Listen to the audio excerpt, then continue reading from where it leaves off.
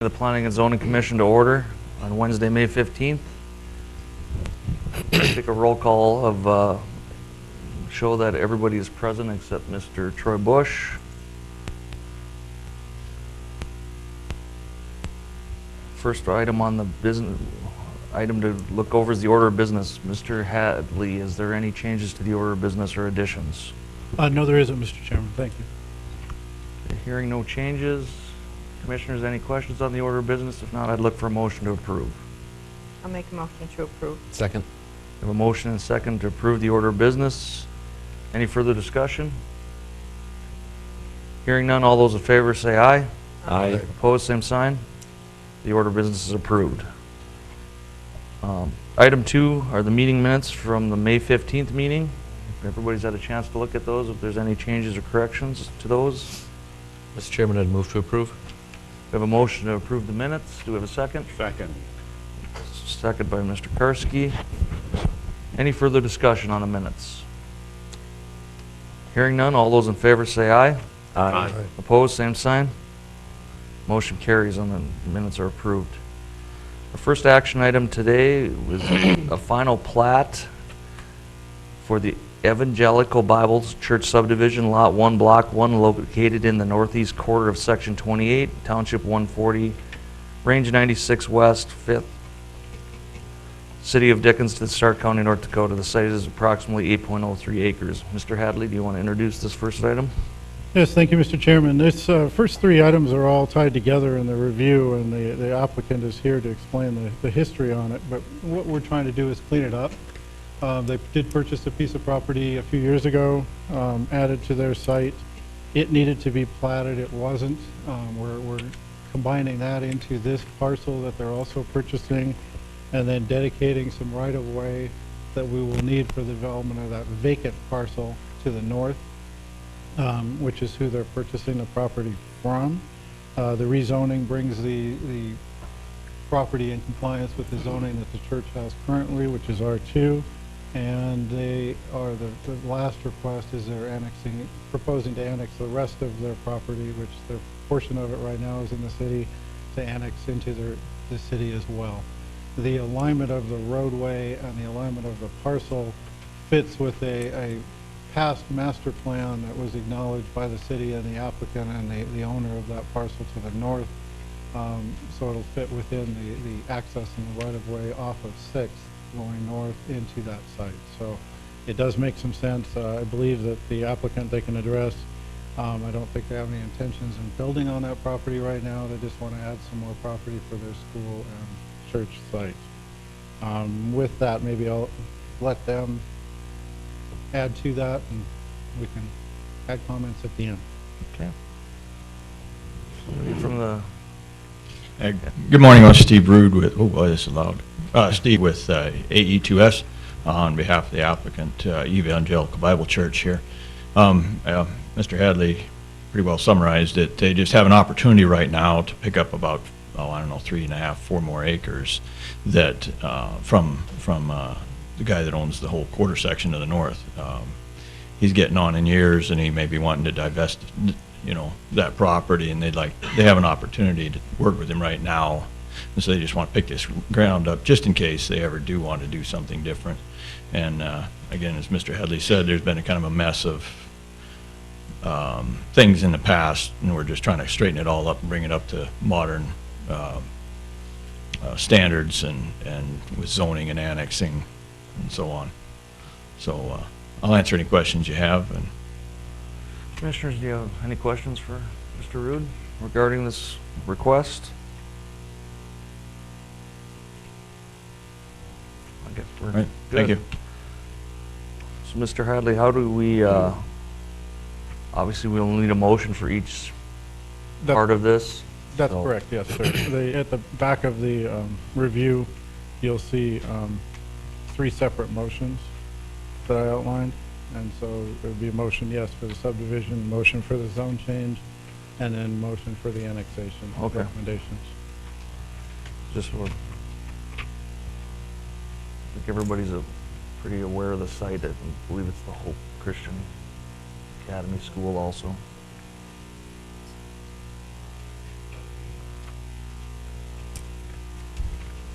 I did want to make it clear too, the motions for the subdivision include the conditions. We don't include conditions on the zone change and the annexation. Okay. That's why I tried to highlight it so it stuck out a little better.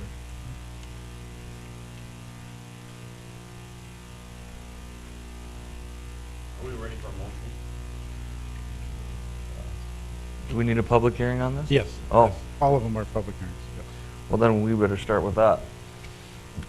Then I would guess we'd open, for item 1, we'd open the public hearing for the request for the final plat regarding this item. So, is there anybody in the public that would like to speak up or have comments or concerns regarding the final plat for FLP 004-119 for the Evangelical Bible Church subdivision?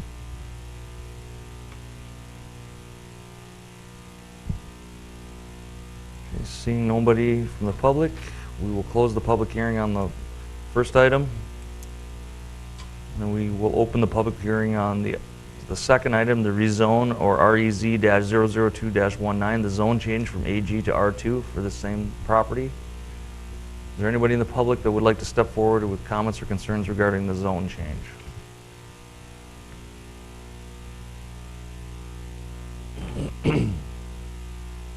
Seeing nobody from the public stepping forward, we will close the public hearing. And we'll move on to the annexation request, which is the request ANX-001-19. It's a proposal to annex 3.09 acres for this same property.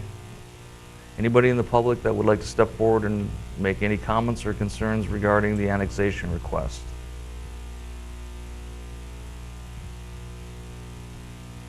Seeing no one, we will close the public hearing regarding the annexation and look to commissioners if there's any other questions, concerns. If not, we'll entertain a motion.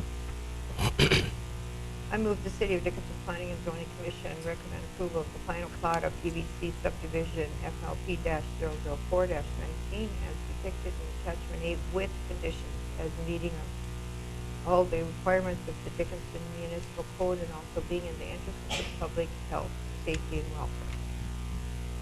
We have a motion. Do we have a second? I'll second it. Okay, any further discussion regarding the final plat or FLP-004-19? Hearing none, all those in favor of the motion signify by saying aye. Aye. Opposed, same sign. Motion carries. Mr.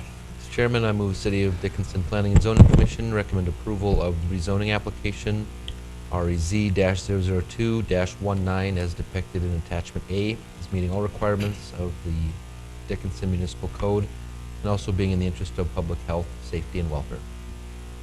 Second. All right, we have a motion and a second for the rezoning request. Commissioners, any further discussion? Okay, hearing none, all those in favor signify by saying aye. Aye. Opposed, same sign. Motion carries. All right, the last item would be the annexation request. We look for a motion on that. I move the City of Dickinson Planning and Zoning Commission recommend approval of the annexation application ANX-001-19 as depicted in attachment A, as meeting all the requirements of the Dickinson Municipal Code and also being in the interest of the public health, safety, and welfare. I second. A motion and a second to the annexation request. Any further discussion? Hearing none, all those in favor signify by saying aye. Aye. Opposed, same sign. The motion carries. All right, we'll move on to our item 4 on the agenda. This is a special use permit to consider SUP-00-19 for the operation of a compassionate care center dispensary to be located within the proposed new structure at 320 24th Street East in the Kilwine 3rd subdivision on Lot 38, Block 1, on approximately 1.59 acres in the general commercial zone within the City of Dickinson, Stark County. Planning Director Hadley, do you have any, you want to introduce this or give some background? I'll just open it up. It's existing. If you're not familiar with the site, it's directly south of Highland Engineering on 24th, just east of the Walmart main entrance. Just to kind of give you, it's currently a vacant lot, currently undeveloped vacant lot, and the applicant is planning on building a new facility there, obviously new structure, and finish the site. So with that, I've only received one comment, and it was in favor of the request from Highlands Engineering, but they did raise some concerns on the state of 24 and state of the street. So it needs some work. So just bringing to our attention. So with that, I guess the applicant does have a PowerPoint that they're going to go through. And Can you please state your name and who you're with? And Yes, Monty Spears on behalf of GR Vending, subsidiary of Grassroots Cannabis, out of Chicago. Welcome, Mr. Spears. You have a little presentation for us? Yeah, absolutely. So Walter or Mr. Hadley asked me to put a little presentation for you guys, as do a lot of planning commissions and other municipalities that we try to open up stores in or operations in. So just wanted to explain a little bit about ourselves. We are obviously a new use in the city, so I wanted to familiarize both yourself with us and us with you. So that said, kind of.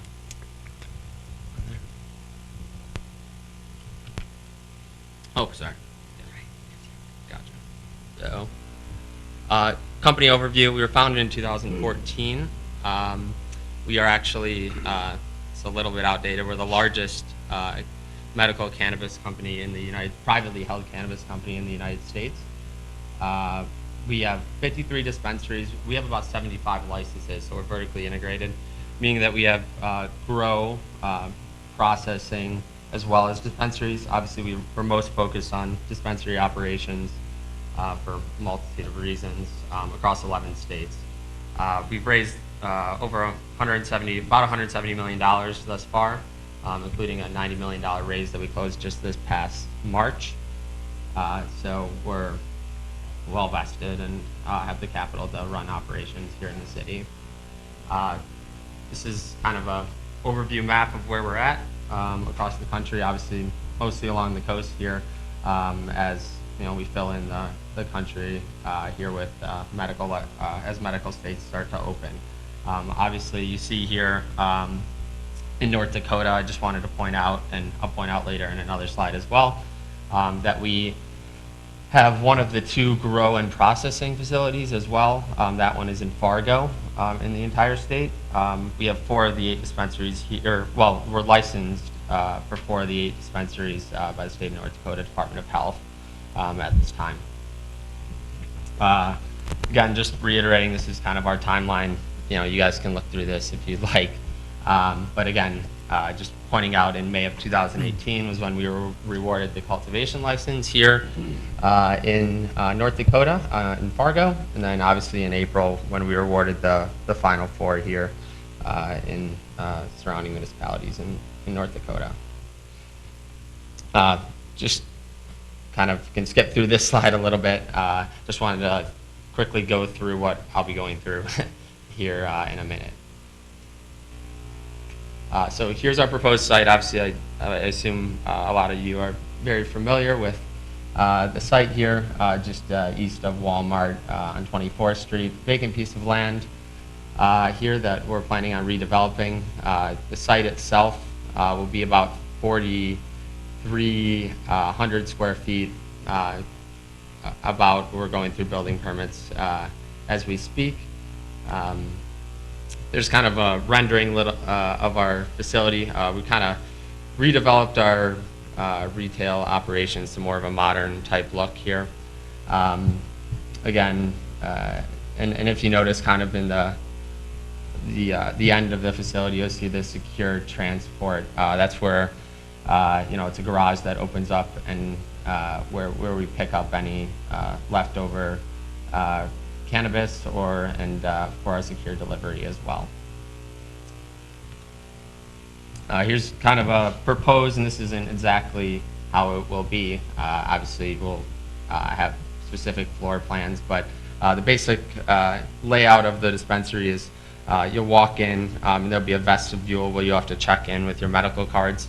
There's obviously a door right there that is coded, and I believe it's a steel door as well, where you have to be let into the pre-dispense area, where you will just wait until what we call a herbologist will come and get you, and then bring you into the dispensary area into 3 and 4, and to kind of talk you through all the products, see what would be best for you, if you have problems sleeping, pain management, etc.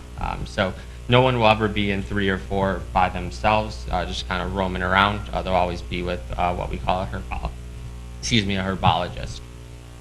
And then 4 and 5, you'll walk out kind of the same way that you came in. Here's some renderings. Actually, unfortunately, these are what they look like, but we actually have a new site in Pennsylvania that is kind of funny. It's literally a mirror image of what these renderings look like. So this is kind of what you can expect to the interior of the facilities to look like. Yeah, to me, it's a modern design, and it's pretty well put together at this point. So a little bit more about us here. Just wanted to touch, we have 450 plus employees at this point. Don't get me wrong, most of those are in the retail cultivation side of the business. In the corporate office in Chicago, we have about 45 people. So I know I've spoke plenty with Mr. Hadley as well in getting all this together. So it's a little bit more, or at least his head got cut off there a little bit, but this is kind of our leadership structure here. We kind of have a fully built out team for a CEO, CFO, strategy, application, marketing, M&A, and all these retail stuff. And Tali there has been great, along with Lisa, with us for our redesigns of our facilities. So Josh got cut off a little bit. That's my boss, Josh. So, our planned hours of operation are during peak business hours, between 10 a.m. and 8 p.m. I know the city code allows us to be open, I think, until 1 a.m. if I'm not mistaken, and then reopen at 7 a.m. We don't plan on being open during those hours, unless it gets to the point, where it makes sense for us to be open at that point. Delivery. Will be as needed, using randomized delivery times and routes. So there won't be, make it more difficult, I would say, for somebody to try and time out anything bad happening. We plan on having, obviously the business is mostly cash at this point.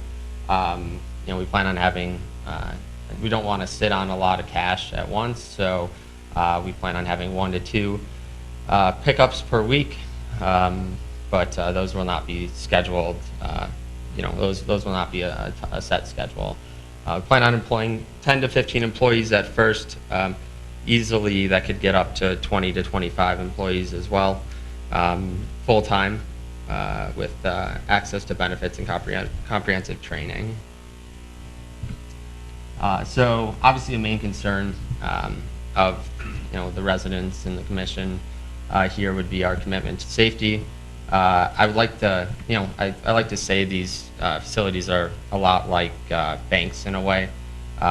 We have duress alarms, bulletproof glass where needed, and other safety measures if something if there was something to take place that would need our attention. So no loitering. The lot will be always completely lit, with cameras at every entrance and any way that somebody could possibly get in unauthorized.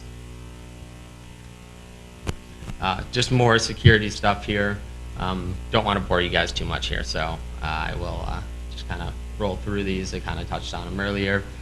Like I said, there's going to be cameras, and only people that are Grassroots employees, registered agents, will be able to go into the facility whatsoever. So we do have a commitment to environmental standards. I don't need to go through each and every one of these, but any way we can be environmentally friendly, we certainly like to be. That goes kind of a various amount of types of ways, but pretty much concludes my presentation here. Kind of our commitments and what we kind of stand for over as our team here at Grassroots. If you have any questions, I have my card here as well. We also have contact information from our leadership team here, Mitch, Brian, and Steve. With that, if there's any questions or concerns from anyone here? Commissioners?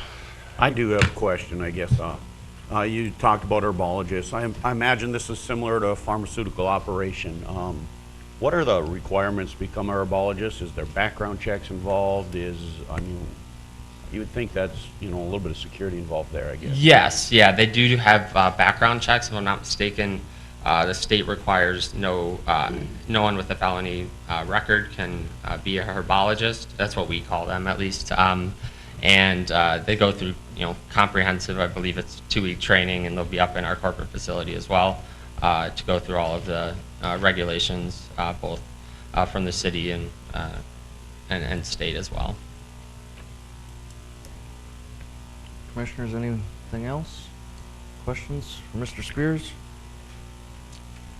Not Mr. mine. Chairman, I do have a question. Mr. Spears, Mr. Hadley. condition number 8 on the staff review that I sent you, could you maybe address the rest of the site that you're not using and just kind of, I tried to summarize a plan? Yeah, that kind of exactly. And I, maintains Mr. Hadley, I apologize. I spilled my entire coffee on the staff review this morning when I was driving in, so I left it in my car. But I do have my the site plan here, and I know you touched on some landscaping stuff as well.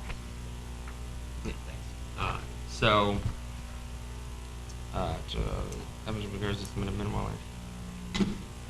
Oh yeah, okay. So, yeah, the landscaping. So I think we will mostly touch on this during building permits, but we don't. We intend to basically just be like a grassland that we'll take care of and landscape. Every week or bi-weekly. We don't have any specific plan. I would open it up to you and the commission to see what you guys would suggest. We plan on just using native or local, trees and landscaping that would conform to the comprehensive plan of Dickinson. I guess for me, won't this be something that'll be taken care of at building permit? We have a landscaping requirement that. It will, because this is a special use permit, you can have conditions of approval that you place on it given the site and the specific nature of this. The reason it was brought up is because they're only using a portion of the site and really finishing a portion of the site, and so there would be a remainder of the site that winds up being kind of a unused, but we didn't really want it to appear totally vacated from the site. So it's usually appropriate that we put conditions that deal with those kind of things on a special use permit application. My only concern with requiring it here is if they don't cut their grass, are we going to deny their renewal?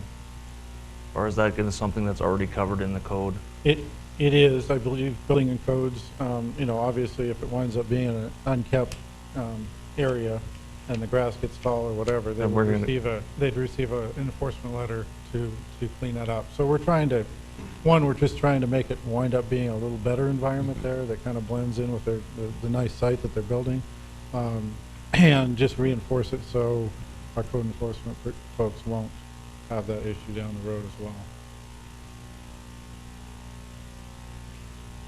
My suggestion would just be, my thought, is just to, make sure we maintain it, just grassland, cut every 2 weeks and keep it under the limit in which it needs to be per the code. Yeah, and that's where I'm getting at. This is something that's already covered in our ordinances, the maintenance of the property, so I don't like putting extra restrictions on the special use permit that nobody's going to follow up on and keep track of, especially something like this.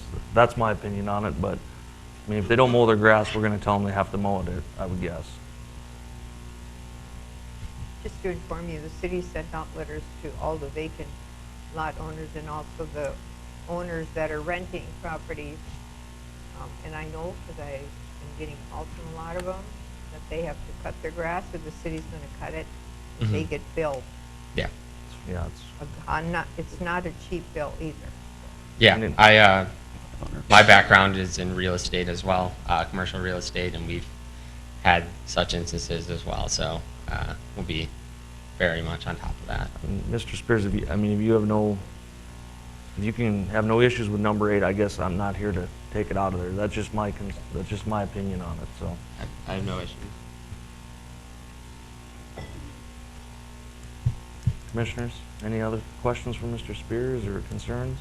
The only question I have is probably the future, every legislative session that's coming up, the legalization of marijuana for recreational use. Is there anything in your plans, if that comes about, that you guys would fit into that up there in this location, or? 'Cause Yeah, so our updated model here, so our medicinal dispensaries typically, thus far have been about 2,000 to 2,500 square feet, just because patient count, is not comparable to what you'd see if it was a recreational or adult use dispensary. So all of our dispensaries moving forward, and I'm not saying we anticipate the state of North Dakota, obviously it was in the last vote, it was rejected, but we are anticipating to maintain and stay in this spot, and our facility would be set up for recreational use if it were to come to that point, and obviously if the city were to approve recreational use at that point. Anyone else? Do you have facilities that are recreational also now? So we do not, I believe, just thinking in my head, we've focused mostly on medicinal thus far. That said, we are out of Illinois and have 8 affiliated dispensaries in Illinois. So those will be going recreational on January 1st of 2020. So that would be kind of a new venture for us. I had one quick question as well. So, so it says in the suggestion or the application materials that we need to reapply every year with the city. So what, if you don't mind, like, what does that entail exactly? Do we need to come in and for a planning commission hearing? Yeah, you would just, thank you. What you do is appear before the board a year after this approval, this final approval, and they would just review your operation, your compliance with the conditions. So it's really more of a review process than going through the formal reapplication. You're entitled with the special use permit approval to be on that site in that specific location as you've shown. What we do is just make sure that, one, the public was okay, they'd have notice, so the public would be able to come here and voice any concerns or voice any suggestions. And Planning Commission could hear that and then make a recommendation to the City Commission to keep that active, keep your special use permit active. So it's more of a review process than it is anything else. Okay. Mr. Hadley, just to clarify, I don't believe the intent of the ordinance was to require the applicant to resubmit any application materials. You would just be notified of the date. Would you agree? Right. Gotcha. That was my question. Are we going to notify him when he has to come? Yes, it'll be a year after City Commission approval, and then how that corresponds to this meeting. So, Sounds good. let's say Yeah. that this is approved in July 2nd, I believe this is going to be on the City Commission agenda. So you would probably be on the August 2020 Planning Commission meeting, Sounds great. would be what I'm projecting right now. Thank you. Any other concerns with any of the conditions we're placing on you, Mr. Spears? Before Nope. we, No concerns. commissioners, anything you have concerns with or would like to add? I think we have a choice. The legislature's made the decision, so. I move the City of Dickinson Planning and Zoning Commission recommend approval of the petition for a special use permit, Mr. Chairman. SUP-002. We have to have a public hearing. Oh, Public. sorry. All right, thank you, Mr. Spears. Do you want to keep it? You can. You got it? Is this open to? We're gonna have a public hearing right now, just give me 1 second here, okay. All right. So, we've got the petition in front of us for a special use permit, or application, I mean, for a special use permit. We need to have a public hearing, so we will open the public hearing as of right now. Anybody in the public that has comments or concerns regarding this application for a special use permit, please step to the podium, state your name and your concerns.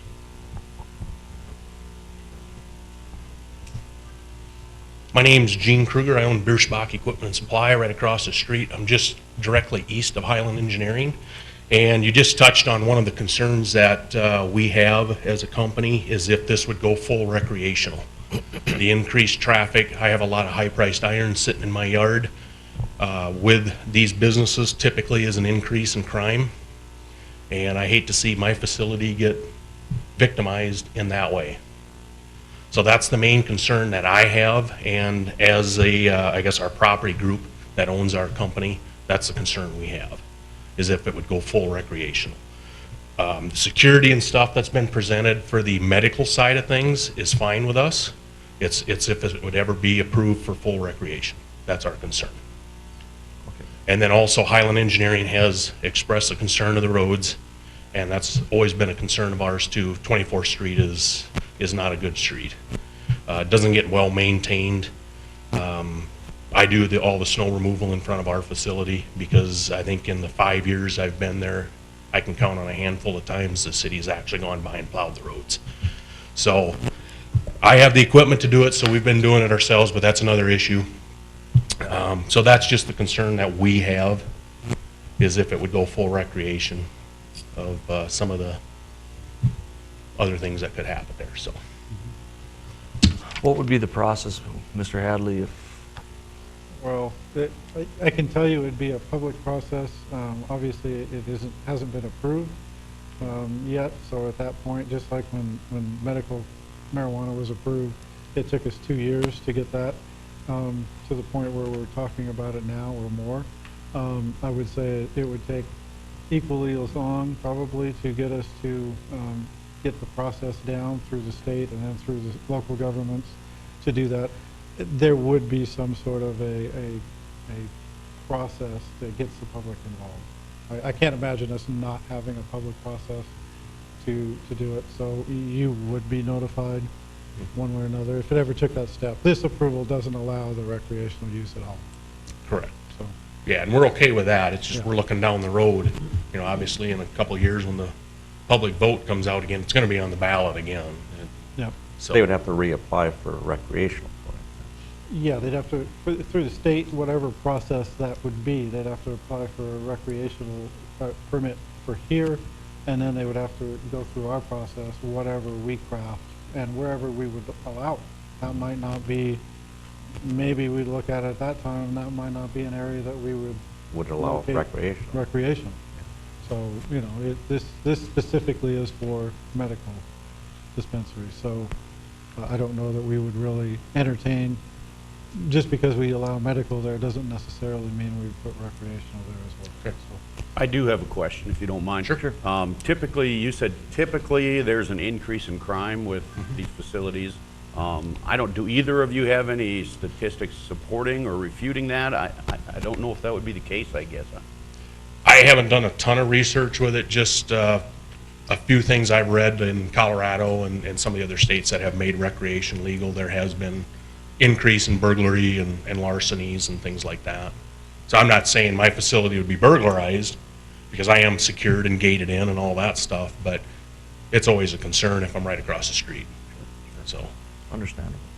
And that is one of the reasons that they have to reapply every year, too. Right. So that's for your protection. thank you. thank you. Is there anyone else in the public that would like to step forward and voice any concerns or support for this application?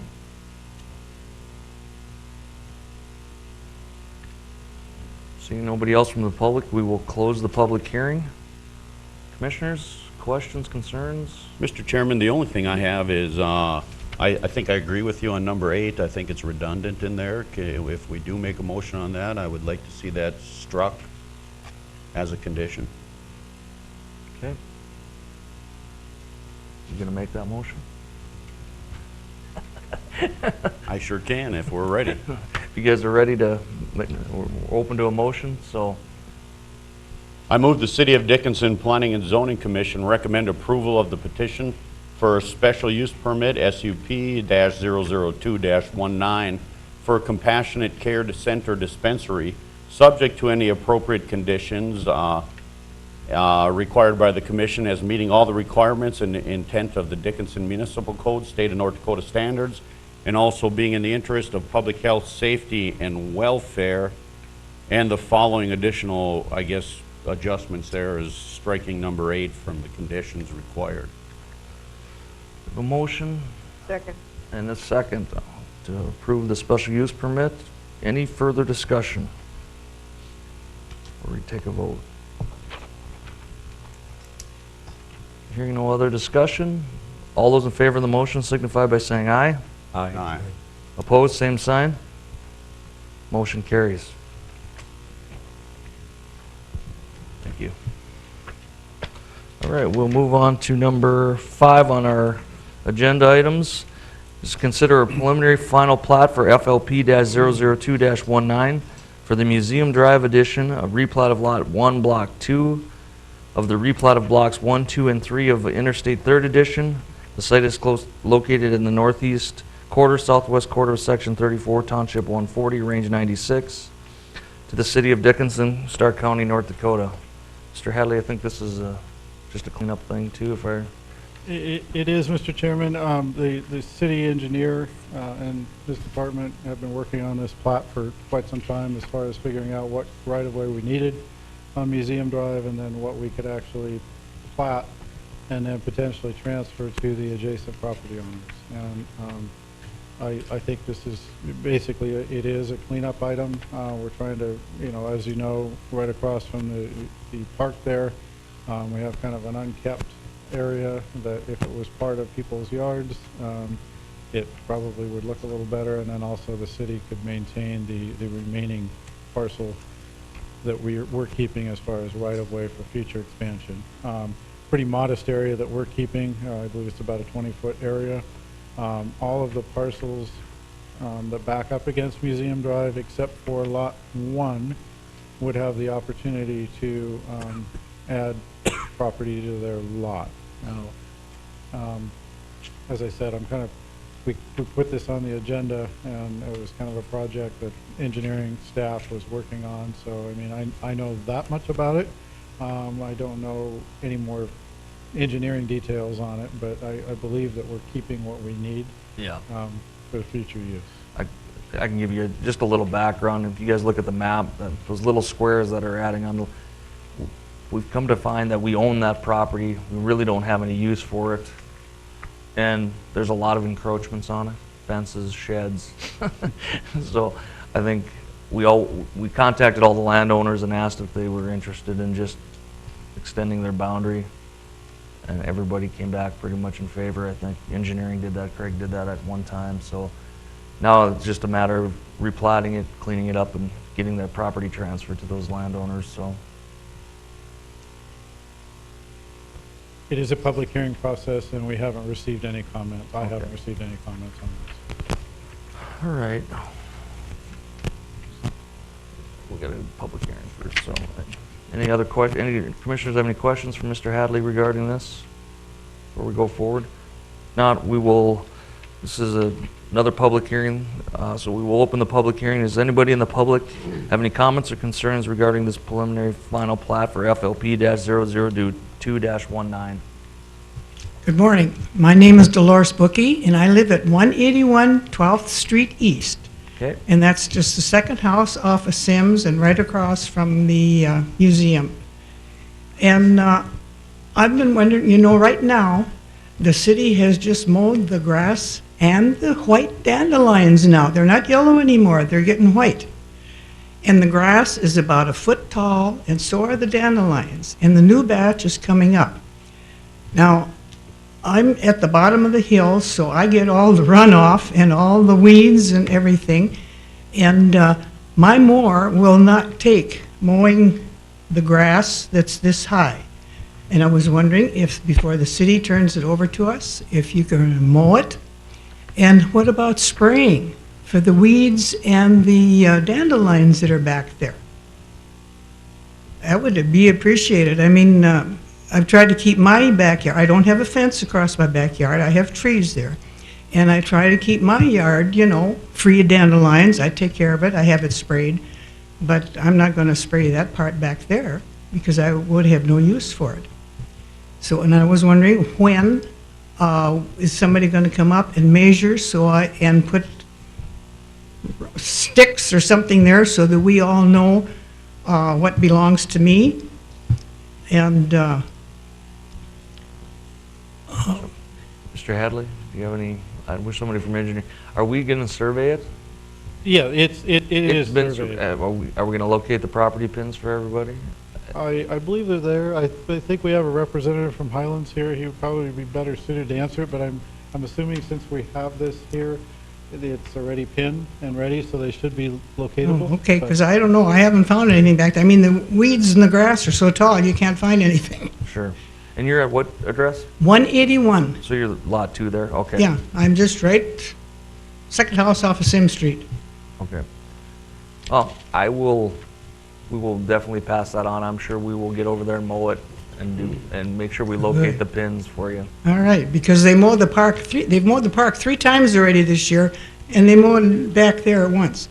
And what are the property taxes on something like that? I mean, just a figure. I mean, we're gonna have to pay for it. That I don't have an answer for you, but Okay, Mr. Hirschfield in the assessing department could sure help you with that. okay, I was just curious. I mean, it will probably change your land value a little bit, but I can't imagine it's gonna be Yeah. a whole lot. Okay. So. All right, thank you. Yep, thank you. All right. Anyone else from the public? Good morning. My name is Brent Seeks. I live at 233 12th Street East. I appreciate the comment about the property line too, because that was something I just was hoping to see. I wasn't really clear. There's one stake kind of hammer between our deal, but it'd be interesting to see where that's going to be at. My question just had to do in terms of use and accessibility. With the expansion of our property north, is there any possibility of having right-of-way access to that from Museum Drive, the road to that property? In other words, if somebody wanted to build a shed or a garage or things of that nature, or I'm assuming not, but I thought I would ask. I would guess that that's a no access. Yeah, I believe that the intent all along, and along Museum Drive, it's kind of consistent, is that the city engineer doesn't really want to promote any access from there. I would have guessed that. Just So, to limit the access. It doesn't mean that if you could get access through your site, you could build an accessory structure toward Sure. the back there and access it from the front. Some of the homes can do that, some of them can't, obviously, but I don't want to speak for Mr. Kubis, but I believe that it's a no access intent on that. I guessed, but I figured I would ask, so thank you. Thank No you. problem. All right. Anyone else in the public that has any comments or concerns? Yes, sir. I live at 239, and they came and put some stakes in my yard, and they did bump it out past. I'm just trying to understand the lines here. They look like they're roughly where they were. Do you have the same picture I do here? Yeah. That's what you guys are looking at. I know Okay. you have he looks like he has an Lot aerial. 6, you're lot 6. Okay. I don't know if So where the power line runs is where they told me roughly is where our original property line was. And then right underneath that is where the easements were for the utilities. And then roughly 15 to 20 feet after that, earlier in the spring, they came and they put a couple pieces of lath in the ground, and they told me that was where the corners of the property were roughly going to be, and so we've been waiting to do a fence there. The line on this map looks like it runs almost all the way to Museum, leaving enough room for like a sidewalk in the future. I'm not sure if is that relevant to what we're talking about, or is this just is that the plan? I Are we don't going think- all the way to Museum Drive and leaving room for a sidewalk, and that's where the city property would take over? Or are we coming back another 20 feet, is that what I heard you say? Off of Museum Drive, and that's somewhere in that ballpark, waiting on Highlands to come in and pin it? Is that the Well, idea? yeah, and I think it is, and the 20 It's not, foot- it hasn't been pinned or marked yet, other than the 2 pieces of lath in my backyard. Okay. Well, We've maybe Andrew, looked maybe Andrew can extensively. answer that when we get up, but Yeah. I think the intent is, right now, I don't think there's a plan to put a sidewalk in, but there's room for sidewalk or any other utilities that we might need. So Okay. 20 feet is kind of the amount that I think that would seem reasonable to keep of that wasn't excessive. So 20 feet off the curb from museum Yes. is roughly what they're thinking. Any idea when Highlands might be making plans to come and We do can- that survey? I'm sure Andrew can tell us. Walter, were they provided this, did all the figures, extra distances, because it shows about 31 feet that they gained, a little over 31 feet, or? I think so. Andrew? Yeah, Sean Hayden's my name, sorry. Andrew? Mr. Hadley, and maybe Andrew can answer this, why are the lots not aligned with the other lots? Yeah, Andrew Schrank with Highlands Engineering. I can address that first. So a lot of these lots have had transfers of, maybe the east 50 feet of Lot 2 or the west 30 feet of Lot 3. What we're showing is the actual platted lots. A lot of those transfers haven't gone through the city's lot modification process, and I don't know that the city recognizes a lot of those transfers. So what we're showing is the actual platted lot lines of the subdivision to the south. So then that's my question, Mr. Hadley, why hasn't Lincoln Addition been replatted? Why are we not showing the true actual? I can probably address Yeah, go that ahead.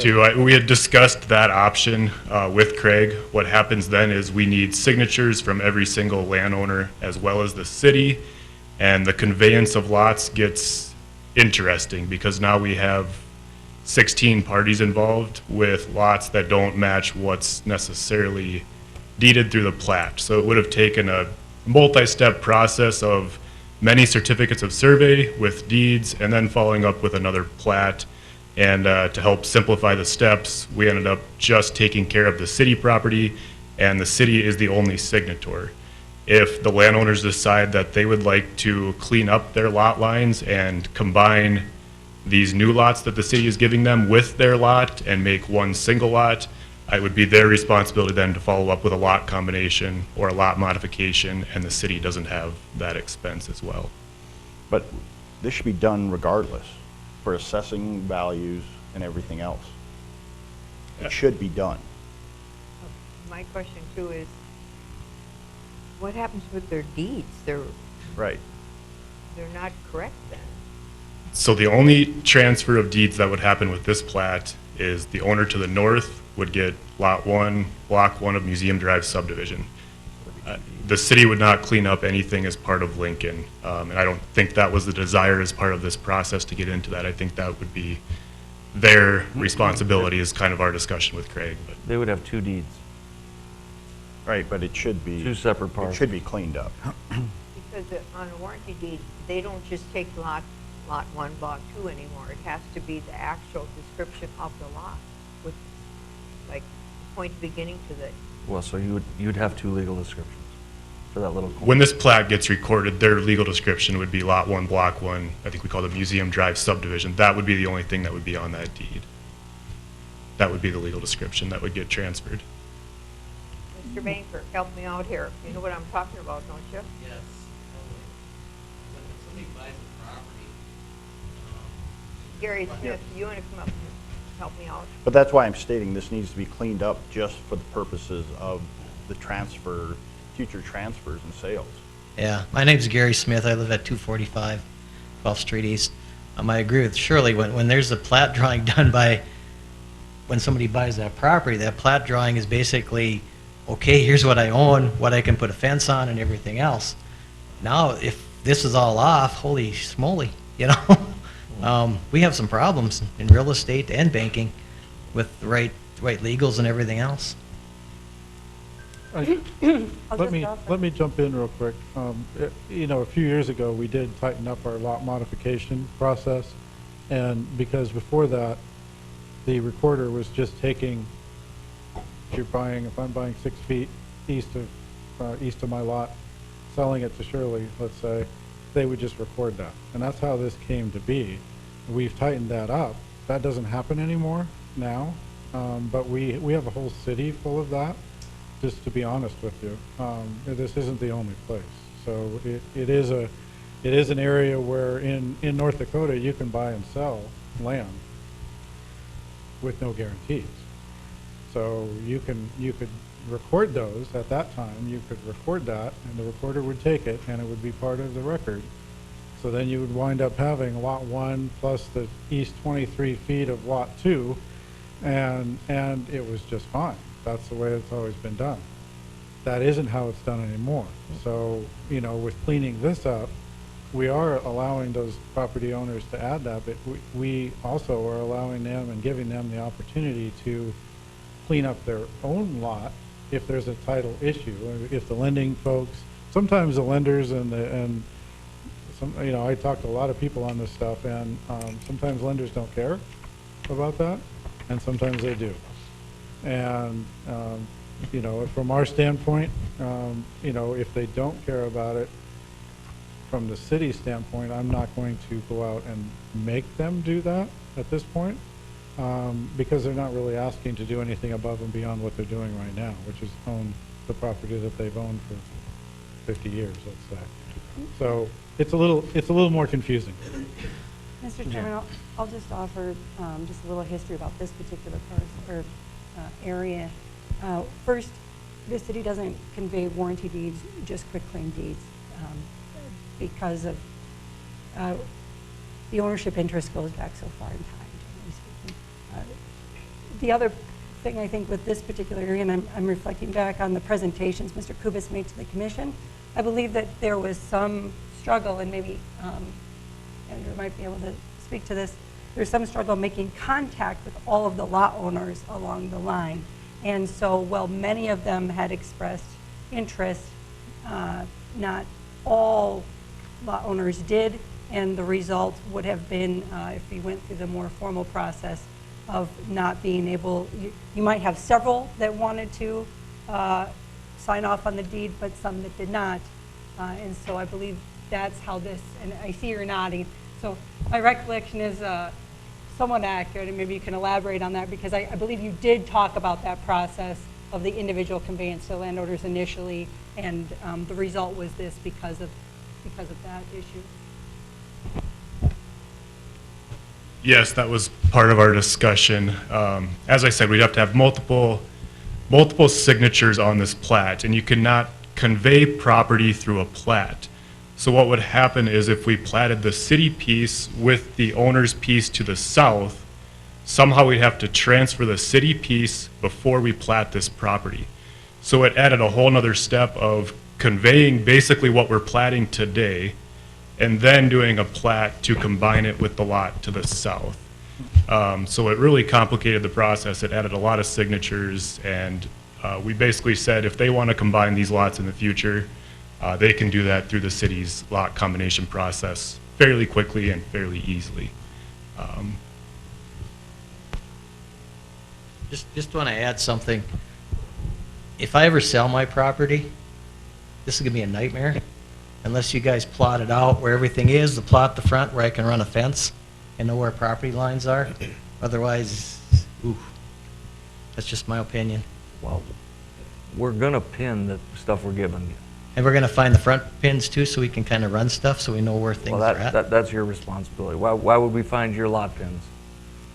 I mean, Can't you find the front pins for us? I mean, that's just kind of something when this is happening, it's like, we want to know, I mean, we want to know where stuff is, right? Well, that's how we got here. Yeah. And I can assure you, all the neighbors were really quick to find me when I put my shed on the property, and the city sent out the letter saying that we were all going to be fined if we didn't move everything. Because then I became the asshole on the block. So everybody knows about it. Everybody's concerned about it. And for you to simply just say, well, we're going to move some stuff, and it's your job to find it, that's not fair to anybody on the block. we're not saying that. We're saying You told them that you weren't going to find it. the front lot pins of the lot you guys already have. Why? We don't have front or back. We don't have any of the lot pins. They've all been moved, destroyed, changed. Nothing's been found. I can address some of that. As part of this plat process, that's part of our job. We'll pin all of the lots that we're showing on this plat. Will get pinned. We'll make sure we have a lath by it so it's obvious to them where those pins are. We have not done that yet because this plat is not officially approved. There could have been changes that would have occurred today or through the approval process, so we don't want to do that twice. But I think if everything goes well today, we could get out in the next week or two and pin each of these lots for them and make sure they're flagged so that they can easily see where these boundaries are going to be. You talking the existing lots too? That's what they're talking about. We did search for their front lots as well. We needed that to establish the lot lines. A lot of those pins were not in. We have some that we found, some that we didn't. I think if they wanted a lath by their front lots, we could set a general lath of where those were as well. We would not be pinning those lots since we didn't plat anything there, but we could probably put a lath if that's beneficial to them. It wouldn't take much to put a stake in the ground. I have a question. I have a question for you. So, while we're doing this, what would it cost the lot owner to have you do a plot drawing for them right away? What would it cost them? Of their current lots? No, what they have now, and then with the addition, because when they come to sell their properties, they're going to need this. And I think that's been done through the plat of Lincoln and through this plat. That's essentially what this platting process is doing. So it's all been drawn, and I would say if they want to see what they own, we could show them the drawings. I think Craig sent one that actually shows their address with their boundary and the new portion that we're adding. So that's essentially what this platting process is Did doing. they get a copy of it? I think it was sent to them already. We did, if you look at this What picture, did- for example, there's. Looks like they just have an aerial of it, yeah. Yeah, there's, can I come up there? Yeah. I can't sell half of Mr. Seek's house. That's the original. They don't have this. Yeah, we Yep. do have that. You do have That it. doesn't line up with this. Well, that's not going. Yeah. But that's what we need. These are the original lot lines though. Yeah. There's That's been, what shows on my deed. there's lot transfers that, like I said, that have happened that move these lot lines, but we don't have, I mean, they, Well, this doesn't concern me. I'm asking him about if you want him to provide this plot drawing, which a lot of mortgage companies do. They want a plot drawing of your actual description. So if, while they're doing this, what would be the price for them to get that right away? Do they have it? I think it was $700 when I talked to Highlands 2 years ago. Okay. Because we'd like to put up a fence, keep our dog in our yard. And when I bought the property, there was fences, there was a garden, there was hedges, and all around me. Each one of my neighbors are here, and they both have fences, which I assumed was their border of their yard. Come to find out, they're not. When they told me where to measure from, I found out that Mr. Seek's fence is on part of my property, but I'm not interested in that. I don't care about where his fence is. Nobody wants that part moved. The question came up of how far back does it go? And now we're going to divide it 3 times, because we'll own one property that our house sits on, the second property that's being deeded to us, and then there's another 20-foot section. What's the 20-foot section for? We've already made Museum Drive as wide as we're going to make it, right? We're not interested in putting a sidewalk there at this time. it's right away. We keep right away all over the city. 20 feet? That's never gonna go away. 20 feet? Yeah, sometimes more than 20 feet. Sorry. That part's never gonna go away. I can assure you that there's right away all over the city. And that's fine. That just seems like more headache than it's worth, because sooner or later, we're going to be talking about that. Someday Museum Drive could be 4 lanes. We don't know what the future holds. Sure. So, with traffic increases, who knows, that could be a 4-lane road someday. So that 20 feet would come in. Does the rest of Museum Drive have room for that? Yeah, we have right away all the way down that whole road. That's a normal thing in platting. Okay. We don't know how we got this extra space here, what the intention was. It was back down in the 70s.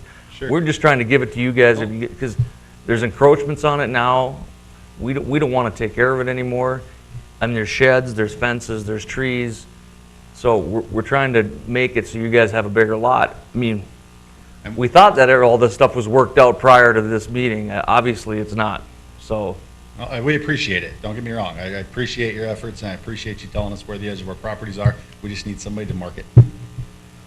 And I think we're going to do that. Do we, Andrew? They're already marking it anyway, so they could put it. Are we marking the original plat boundaries, or because some of these lots are going to have lot transfers that we don't know about? I mean, they're recorded, but they're not really Right. We're going to have a rebar and a lath by every property pin that you see on the city piece on the north side. If you want us to put a lath on their property lines on the south, we can do that. We had to search for those pins anyways. We know where they're at. We can put a lath by them to help. What he's showing on some of those aerials is some of those original lot lines go through a house. They do. And that's why these lines aren't matching what we're showing on the new plat, is the original platted lines have been changed through deeds, added to, subtracted from. My recommendation would be that the owners that are affected where they have lot lines that don't line up to the original, we just get them through our process free of charge, get it fixed, and get it done with.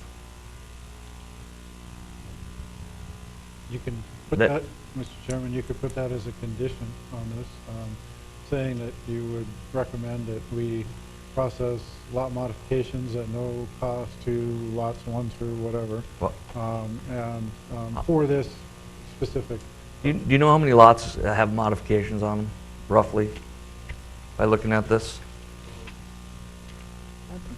I would say 6, by just a quick count. On the retrace survey, there's 6.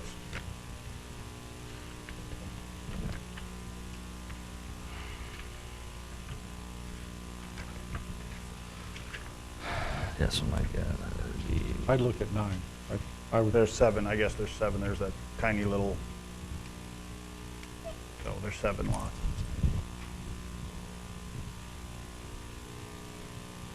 It would be lot 4, lot 3, lot 1, block 4. Yeah, there's 6 to 9, somewhere in that range. There's also a vacated right-of-way in there that may also make some odd lines. So 1, 2, 3, 4, 5, 6, 7, 8. I count 9, just quickly.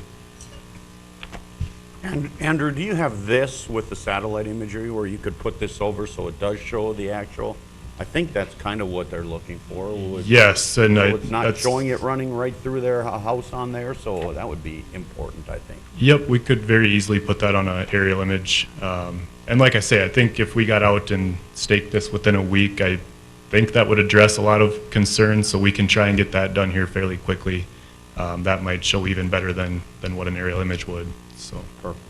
Andrew, I'd also like to suggest that you let the lot owners all know that for $700 they could get a plot drawing for themselves, because they are gaining property and their values are going to go up, of course. So give them the choice. You know, at this point it's $700. Someday when you turn around and want to sell it, it may cost more. So. And I guess I'm not sure that we would even, I think the city's done that for them, in my opinion. That's what the city has paid to have done here, is the plat drawing. So I don't know that there would be any charge to them. The city's done that as part of this process. When he's done with what this gentleman proposed that the city covered, we shouldn't need another one. But it's going to be on those 9 owners to contact the city and get the process rolling on getting your lot split, taken care of. Well, I'm going to propose that we waive the fee, because there is a fee normally to do that. This is going to be a process, but you guys are going to have to take the lead on it. That's not something we're just going to do.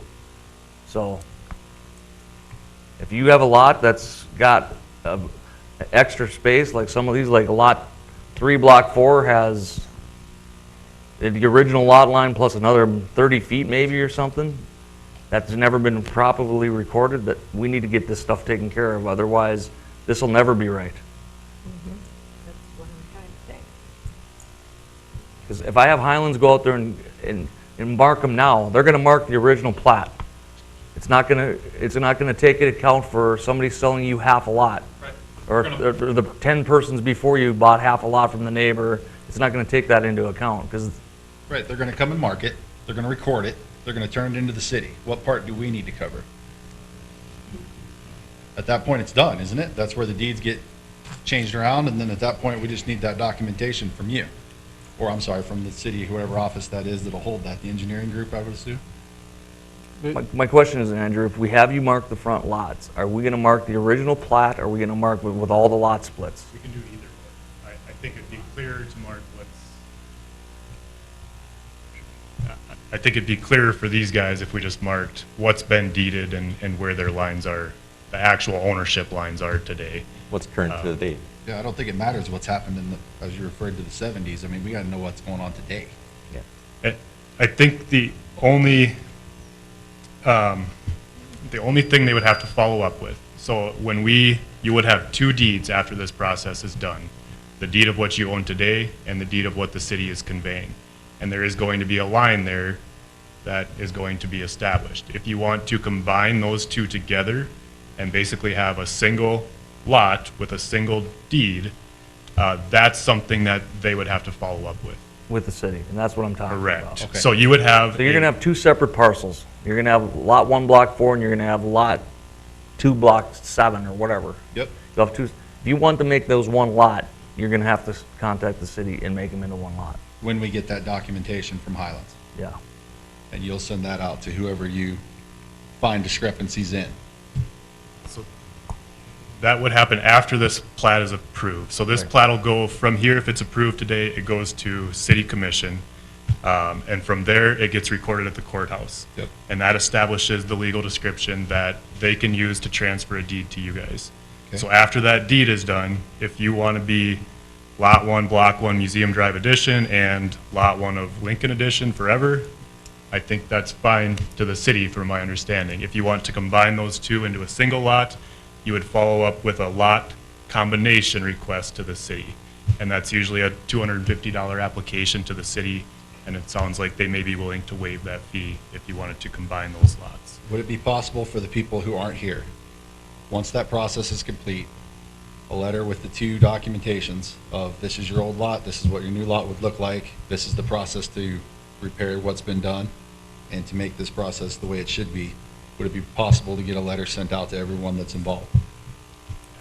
Would that come from the city, or would that come from Highlands? Well, I guess it would be in conjunction with Highlands, the information that they have, it'd probably come from the city. We probably could come up with something, Andrew, together to send out to all of you. You know, the process is an administrative process, so I mean, that lot combo process, the city engineer and myself review and approve it. Then we give you a call and basically you pick it up and report it. Okay. So it's. You're anticipating a week? How long do you think the rest of that process might take? Well, if you want the letter, we'll need to craft that and get it out to everybody, so we'll have to do that first. 30 days? This will be, That would come after the plat is approved. on At City July Commission. 2nd. At the city commission meeting. So July 2nd would be the time that this would be considered for approval by the city commission. After that, then we could have that letter go out the next day, I guess, and then you'd have some time in there that you've got to give people to actually get it and go forward. We could send the application with that letter as well. And the process for us internally, I mean, if they all came in today, and Craig and I were here and we could do it, we'd probably review them within the next day or two and they'd be out. So literally, it's quick, and then Brandy would give you a call, tell you to pick it up. You could take it to the recorder and record it that day if you wanted. So Mr. that Heatherly, process is quick. Just, I mean, I would like to give really realistic deadlines about, like, so how long generally after a plat is approved at the commission does it take for it to be recorded? It all depends on signatures. I mean, we do need to get the mayor's signature, we need to have property owner's signatures, those all have to be on there. You know, there's a number of signatures that are going on with this, or, oh, that's right, it's just us. You're right, okay. So, within a couple days. And the letter would go out after it's recorded with the, so not the day after the commission meeting, but after it's recorded, so I would estimate within 2 weeks probably of the commission date. That is a reasonable time frame to see like all of this, all the processes, steps that need to happen come together before it went out. I wouldn't want to see, like, you know, 2 days after the commission meeting, Sure. where's my letter, you know? You're not receiving anything on July 4th. Right. Sure. I think today's the 19th of June. Is that correct? Yeah. So would you say by the August 15th, we should be able to wrap this up? I only ask because I'm 2 years waiting on a fence. So, I wouldn't see any reason why we couldn't. okay. That seem I don't- realistic to everybody? Thank you. But that's, some of that Yep. isn't in my control. Signatures so. and everything. I just want to say again, as crazy as this whole process was, and it got more contentious than I would have thought, I think it really is a win-win for, I think it helped the city, we can maintain that, I think it helps the property owners, and I think, at least for myself, I'd be very pleased with this opportunity to get the property description right and things ready to go at some point, so I thank you for considering that, so appreciate it. Thank you. This could have been a title company nightmare, you know, so that's why. My name's Alfred Sickler, and I live at 207 12th Street East. Okay. And I've been there since 1973. It was a big pasture back there. I used to raise my horses back there. So I've been there a long time, and I watch a lot of process go on here, but I'm just saying that I hope you approve this, and let's get it settled. I've been utilizing 25 feet of that property since I've been there, cutting the grass and everything else, and I think we annexed it why it would help clean it up. And By the looks of it, you're one of those that we probably have to combine the lots, because it looks like it's good. Yours is bigger than most on that street, so. When we moved there, they were gonna build another row of houses behind us. I don't know if you guys all know that, but there was supposed to be another row of homes going behind us there, and because of the ground, the old dump grounds there, they felt that the subsurface wasn't good enough to put basements and stuff in there. That was one of the reasons why there were never any homes built there. Okay, makes sense. But I'm just asking, yeah, I think it's time to approve it. Okay, thank you, Mr. Sickler. Okay.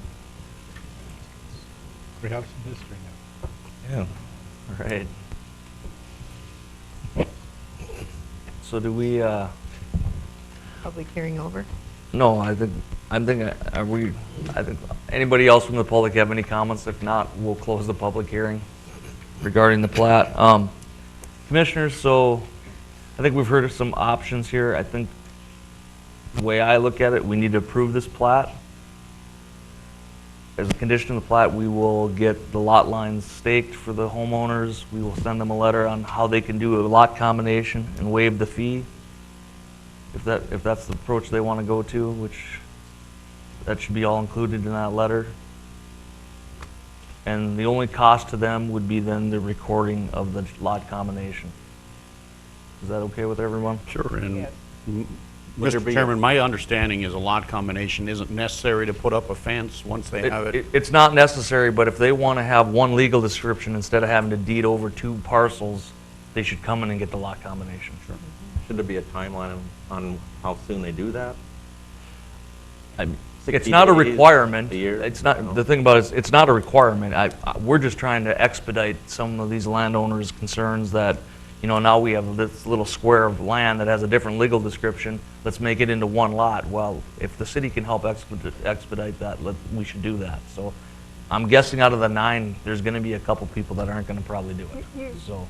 What you could do is if you're offering a fee waiver, you might want to put a time frame on if you come in to do this within the next year, then the fee is waived. If you don't take advantage of that, then at some point in the future. I would say, yeah, let's say maybe by year end. If they don't apply for the lot combination by year end, is everybody okay with that? Yes.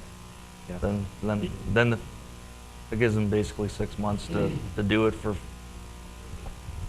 mean, it's a simple process. The application's super simple, and it's just reviewed by staff. It's not like it has to come to any more boards or anything. Once the application is in, it's a matter of just getting it done. Two of them, So. yeah. Craig and I. Just one comment on those. They typically come with a plat drawing, and those would have some drafting time. So that, I guess, surely would probably be the $700 potentially for that drawing, because those go on a meets and bounds description. Okay. So we may have to do something like that for those.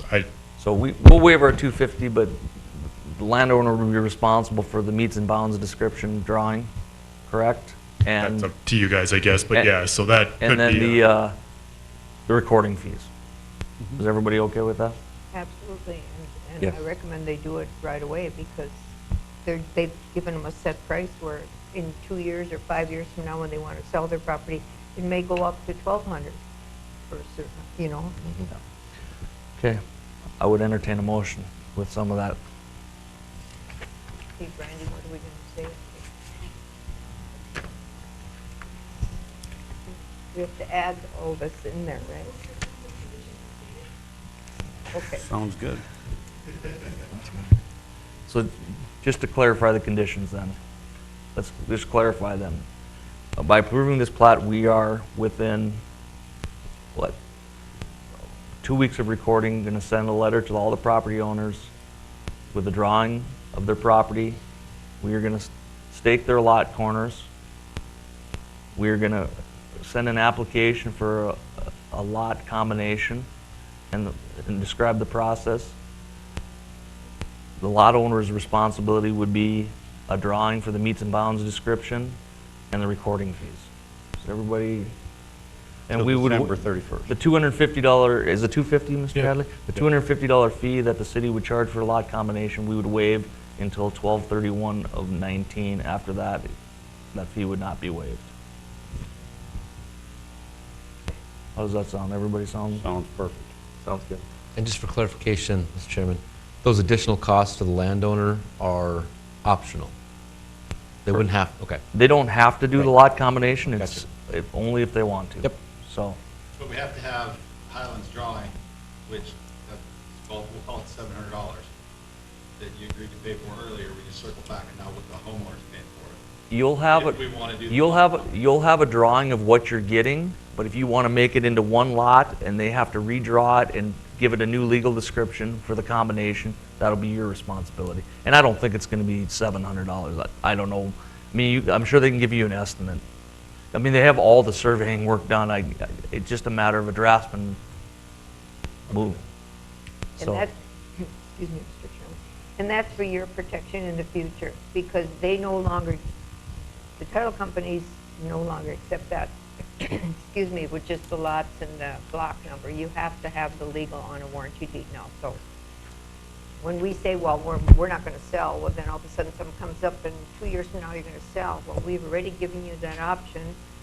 We're not going to be responsible in the future if it's going to cost you $1,200 or whatever. So, and Mr. Schwint, you had some comments regarding these lot combinations too. If these landowners want to do anything in the future, it's probably beneficial that they get this done. Mr. Chairman, Board, Leonard Schwint, building official. It is correct. In order to build, if you're coming in for a building permit, you'll have to combine these in order to get that building permit. There's not enough square footage on the extra lot to actually put an accessory structure. So if that's something that these property owners want to do, we'd have you combine them prior to that permit. So it's beneficial to get it done for everybody. And the waive fee should help out with some of the expense. So thank you, Mr. Schwint. All right. I'd look for a motion with those conditions. Hopefully Brandy wrote them all down.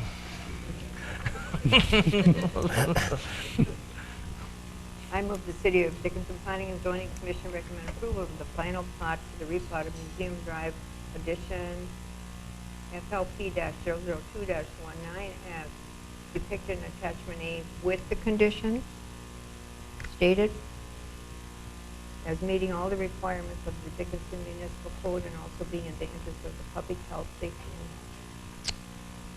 and And do we have a second? I'll second. We have a second. Commissioners, any further discussion? Hearing none. All those in favor of this plat approval signify by saying aye. Aye. Opposed, same sign. Motion carries. That ends all our action items for the day. We will, the only item left we have left is our work session, which is the Chapter 34 subdivision ordinance. I see Loretta is here now, so she wants to come up and join us.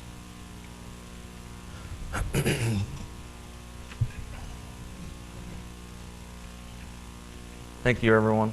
thank you. Before you do the, We'll get it mowed. good, thank you.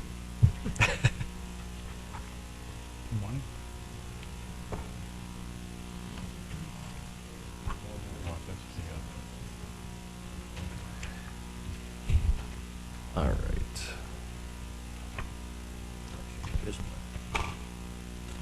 Everybody get a chance to look through this? There's a lot of changes.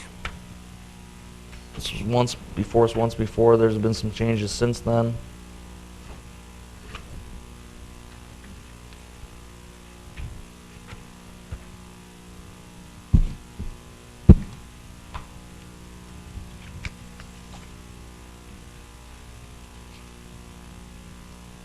Mr. Chairman, I think if Stephen can go through some of the changes that have happened, and then as you guys are looking through it, if more questions come up, we can just address them as we go through. How's that?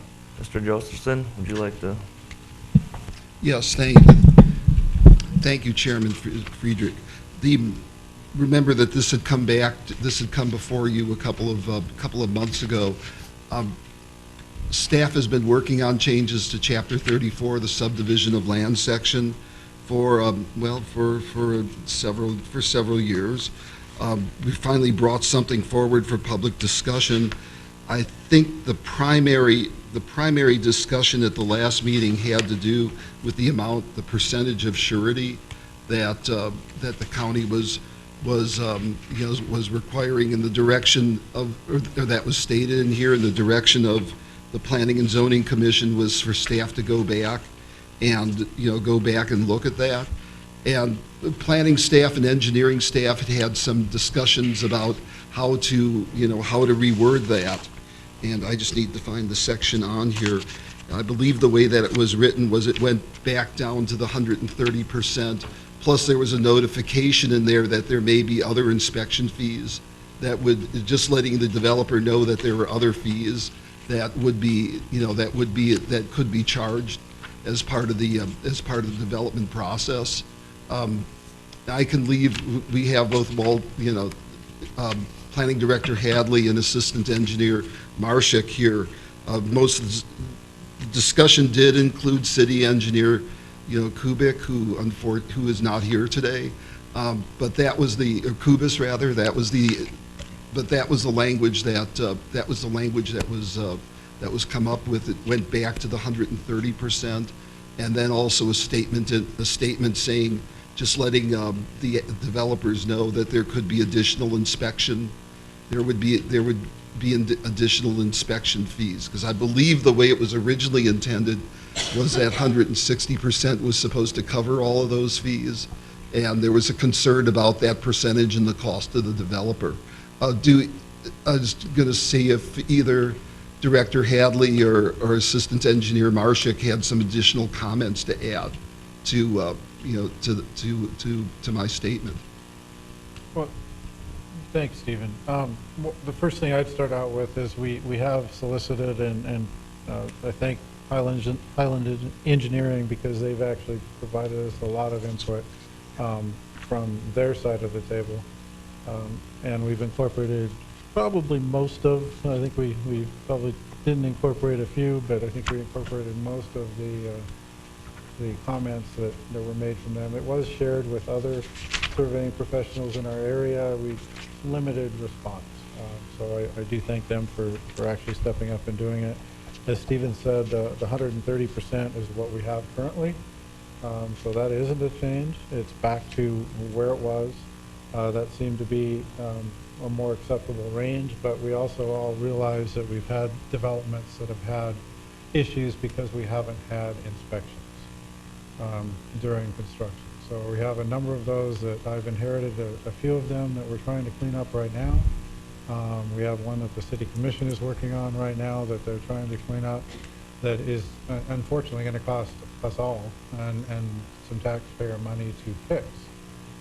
So the cost of the inspections is quite a cheap insurance policy to get us when a project comes of any size.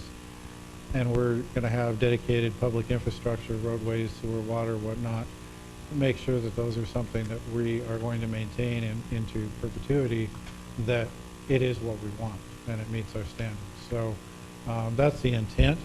Engineer Kubis feels very strongly, I believe, about that. I'll let Loretta comment as well, but I mean that we do wind up with public infrastructure that meets our code and it meets the longevity of what it's supposed to when it's put in for us.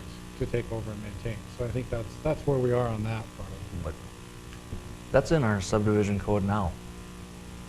I mean, the stuff that's happened in the past is, I mean, some of it's our fault. We didn't do proper inspections, we didn't stay on top of things. I mean, I understand that there's some infrastructure out there that is not built to the way we wanted it built, but part of that blame is on us too. No, I would concur.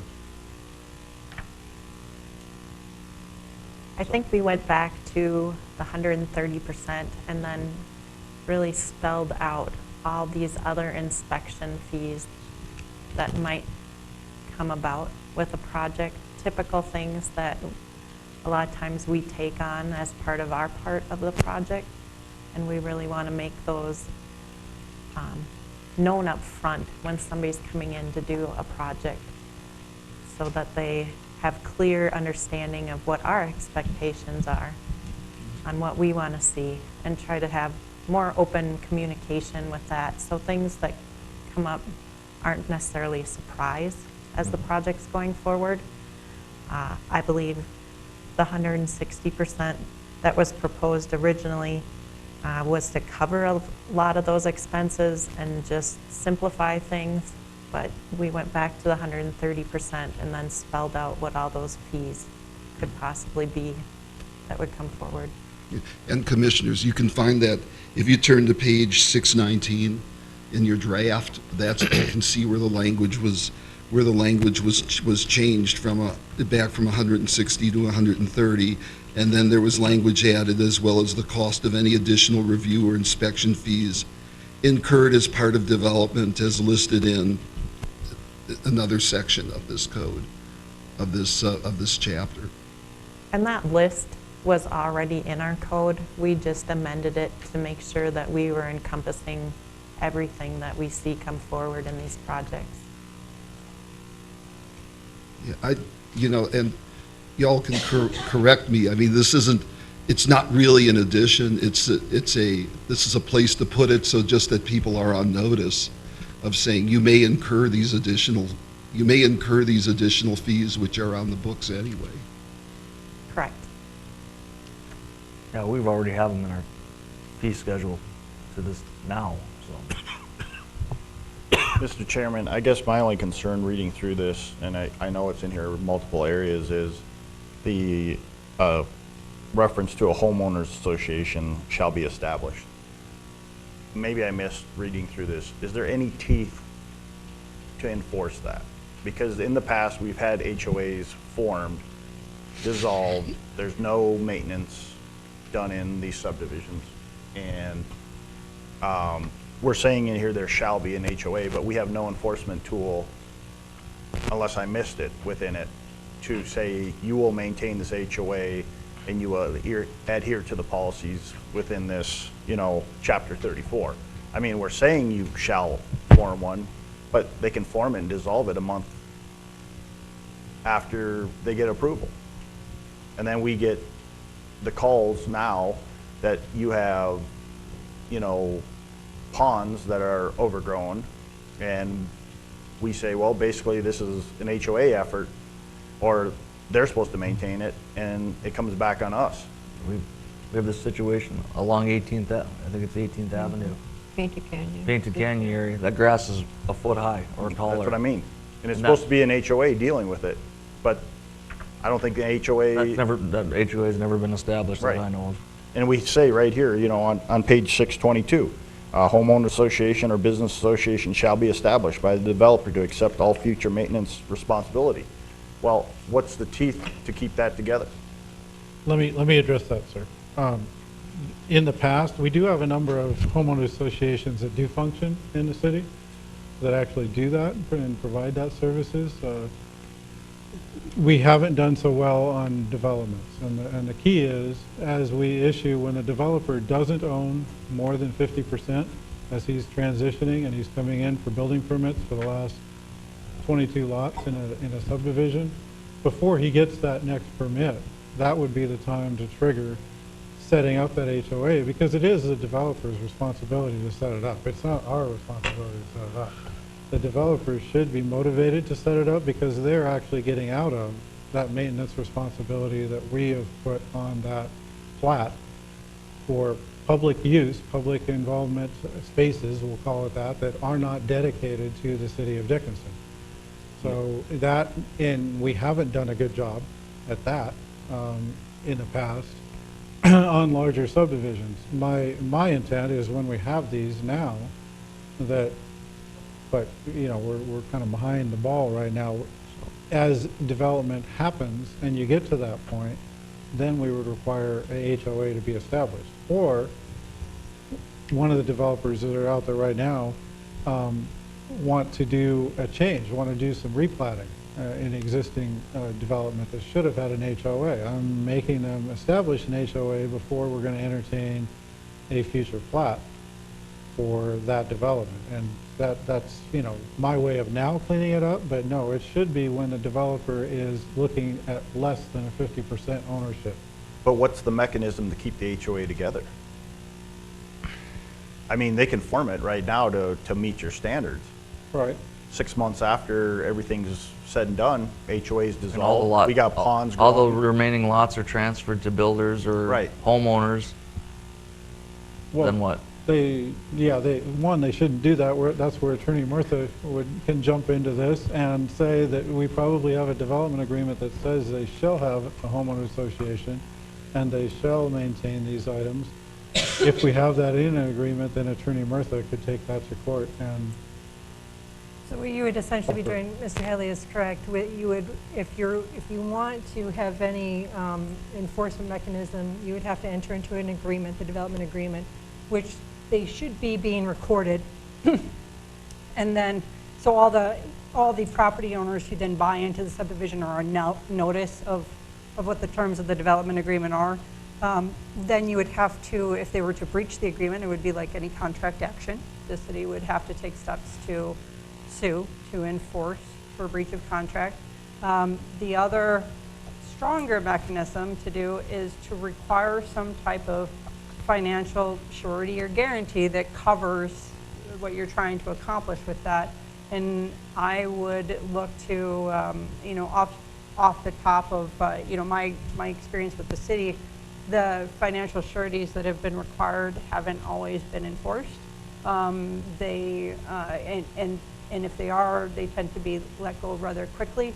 But you could explore models with other political subdivisions, either within the state or without, to see if some other areas have had success with some sort of financial mechanism that ties up somebody. That's the only way to have some sort of guarantee for maintenance that that you could make a claim against, absent going to court and enforcing a breach of contract. That gets into a whole nother area, but, so, my thing is what happens, this is what happens. A developer develops 150 lots, okay? He sells off 40 one year, 10 the next year. Pretty soon it's 10 years out before he crosses that boundary. Who's keeping track of that? We don't see every sale. We might be great up front, but 6 years from now, we're not going to be good at it. We could have a trigger, sir, on the building permit numbers for that. And what happens, the building permit issue here, we run into this again. Now we're penalizing the homeowner or the builder. The developer's already got his money, poof, he's gone. Wait, I mean, you're right, it tends to be complaint driven. So these homeowners move in, and if a HOA isn't established, then, and they know that, hey, at some point I was supposed to have streetlights. I was supposed to have, you know, these other things. Why isn't my pond? And so they're coming to the city and saying, hey, I was supposed to have all these things because the... But that's not part of the HOA. HOA is basically the maintenance of this pond that we make them put in. Well, they're... 99% of it is pond maintenance. A lot of it is on me. I'm sorry, I'm using it as an example, one in particular that we have been discussing. So that's where I'm drawing my my examples from. There's Sundance nothing has closed. Right. And I think to add one more thing onto that, I don't think that Engineer Kubis wants to promote those private ponds as much anymore because of that. And also, we also do have some control. I mean, if we do a planned unit development, let's say, and it has public space, we then have the ability to say, do we want that? If we want that, or maybe adjust your development and incorporate it into lots to where it would be the responsibility of those owners rather than having it being common space that winds up being something that we argue about at this point in time down the road. So I mean, I think that how we approve those developments, it sounded good for the development that Jan's referring to. It sounded good at the time. It had a nice public space, but bisected it and connected a multifamily to playgrounds and whatnot, and a walking trail and all of that, and it sounded great, and also had street lights and everything else.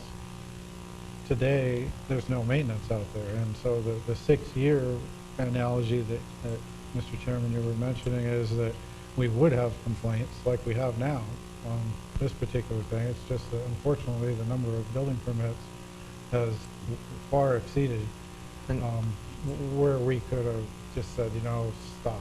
And that, for them to go in now and try to establish an HOA is impossible. You gotta get 50+% to do it. And maybe the 50% will, but I've been on condo association, nobody wants to serve, nobody wants anything to do with them, They ever. haven't been successful. They've not been successful. In the past, all the developments I've seen since I've been on this commission, we make them set up an HOA to basically maintain the pond. That was it. There was nothing else. I mean, the one in, help me, 18th over there. Oh, Painted Canyon? Painted Canyon, that had an elaborate landscaping plan, and it was going to have this nice green buffer zone. The HOA never got set up, and now we're talking about transferring that buffer to the landowners from the last I've heard. So Mr. Decker's right. We don't have any teeth to do anything here.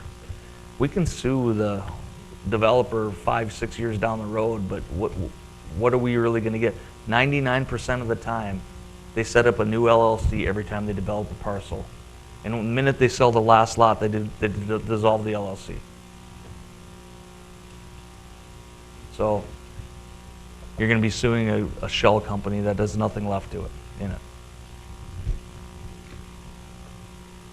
Chairman Frederick, I just like to speak to the part about the ponds.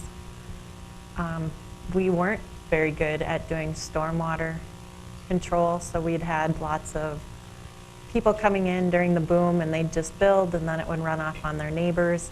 And so in an attempt to curtail that, we had staff that was aware that we needed to do something with stormwater, and then we ended up with all these little private ponds around town. And so I think the big picture, which we've talked about over the past few years, is to look at the regional pond models. And I believe when Cook's Fifth came on board, that was something that we looked at with that bigger pond in their area. It's more of a regional pond, and we made provisions for that on how that would get taken care of. And we took that on right away, knowing that we do have issues with these HOAs and getting things maintained. So going forward, I think it would be helpful for us to have some discussions with you and see what direction you'd like us to take with these going forward. If we really would like to get more towards the regional pond idea, that would definitely take care of these small pond issues throughout town, but still manage our stormwater. The other thing I in here was the acceptance by the city of the streets, and then until they're accepted, that the developers are responsible for maintenance. I know of 2 subdivisions, ones we're talking about right now, that we have not accepted the streets in. And I remember at one year, we had a huge snow year, and we were telling the developer they had to clean the streets, and they weren't cleaning them, and We have 10 houses out there that are paying taxes, so the whole process needs to be looked at, is what I'm saying. We're allowing people to build houses in subdivisions where we haven't accepted the infrastructure, and then we're gonna try to tell them to maintain it. It's not gonna work. It's not penalizing the developer, it's penalizing the homeowner or the person that's living there.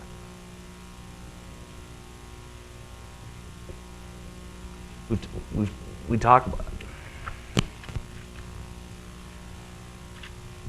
I mean, we can put anything in this that we want, but if we don't have any way of keeping track of it or actually following through with it or having some teeth in the agreement, it's basically worth about as much as this paper's worth. And I can appreciate the struggle between the balance, because on the one hand, you're seeing the after effects of when the developer's not following through. On the front end, when the developer's coming in and asking for things from the city, there is a lot of negotiation and concessions that, you know, for example, the Dickinson Hills. Right? So we know that there's a stormwater issue. We know that. We know that there needs to be box culverts. But, you know, in order to move the development along, we're putting these things off 5 years, triggering points, things like that, saying, well, you only got to develop a little bit here, but then when this develops, well, then you have to do that. I mean, you can look right now and see there's going to be a problem, and there will be a problem if they don't follow through. But we're kind of kicking the ball down the road because they don't want to put all that time and expense and money in. And so I'm sure that is not an isolated thing, and so you're in the position now of saying, how much can we demand from the developers? How much are we going to put on the homeowners later on? And that's where I'm getting at. The homeowner doesn't have any idea what agreements were made up front. But then down the road, we're going to penalize them, you know. I think, Mr. Chairman, we are fortunate, though, that a lot of the developments that we have that have those outstanding things have other ownership or other properties that they're looking to develop. Similar to Attorney Murtha's comment on Dickinson Hills, they have a whole portion of that site that they've got to come back in through the process and get approval for. So we have the ability to, once again, talk about it at this board. The ones that concern me the most are the ones that don't have that are out there. They're pretty well developed.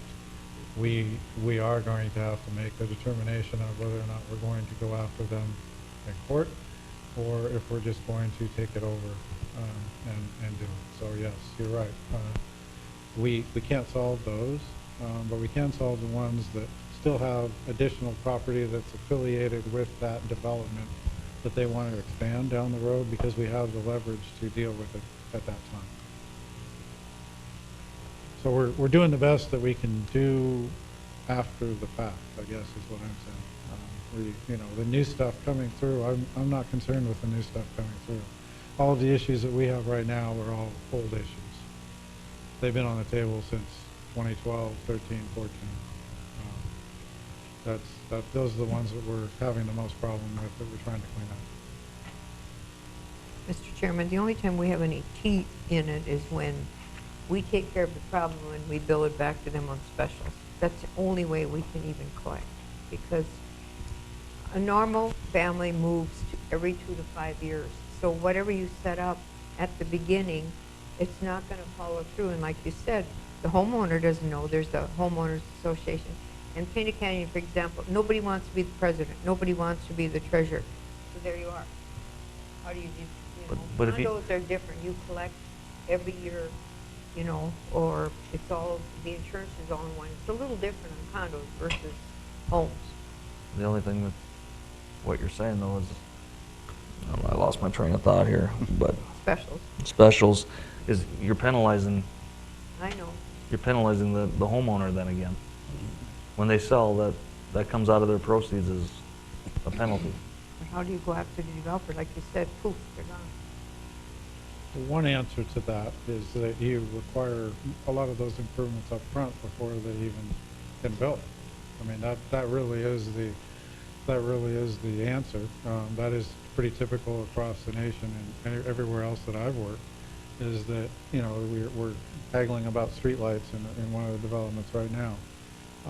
There shouldn't be any building out there until all of that public infrastructure is in place, in my opinion. We have allowed developers to come in and do that, and I think that's a mistake, because there isn't as much control for those pertinent, very important improvements that we all want, that everyone expects to have, sewer, water, roads, lights, and live in a city environment. All of those things should be in and completed before not saying that they couldn't start building, but before anything is occupied out there. Honestly, that's the answer on a lot of this. So no certificate occupancy until everything's done. Right. But we went down that road again too.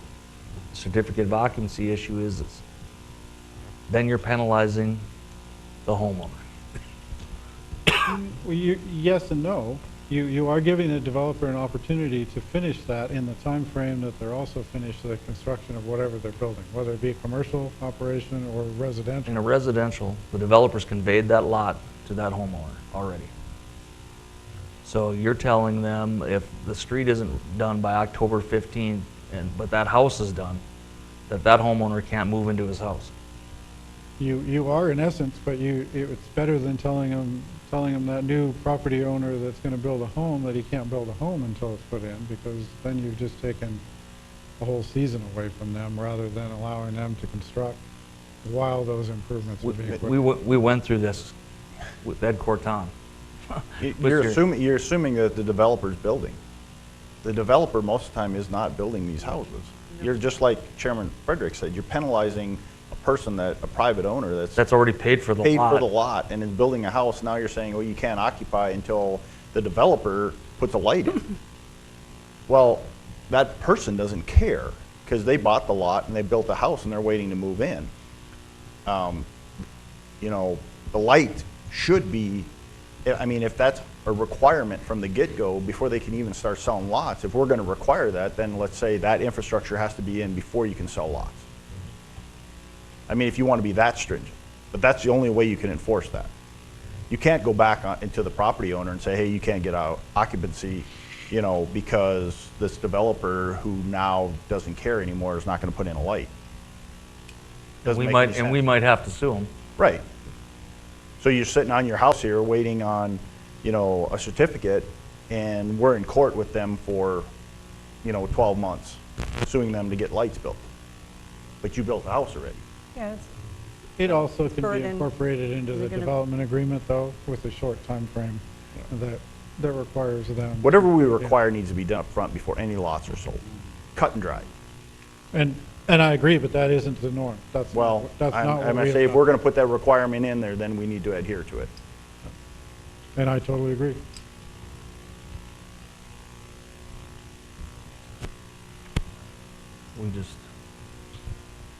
We all know how the boom happened. I know. There was a lot of things that. Huge demand. Well, when you go from 17,000 population to 32, you don't really have that much time. You just need to get your housing in place, And they did the best they could at the time, but, and you're right, the people that bought the lots were the builders, and they didn't know, what was going to happen in the future either.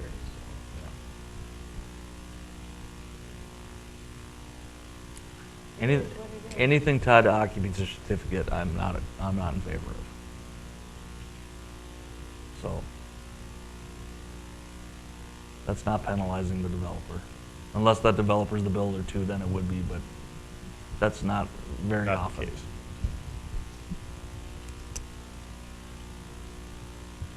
So.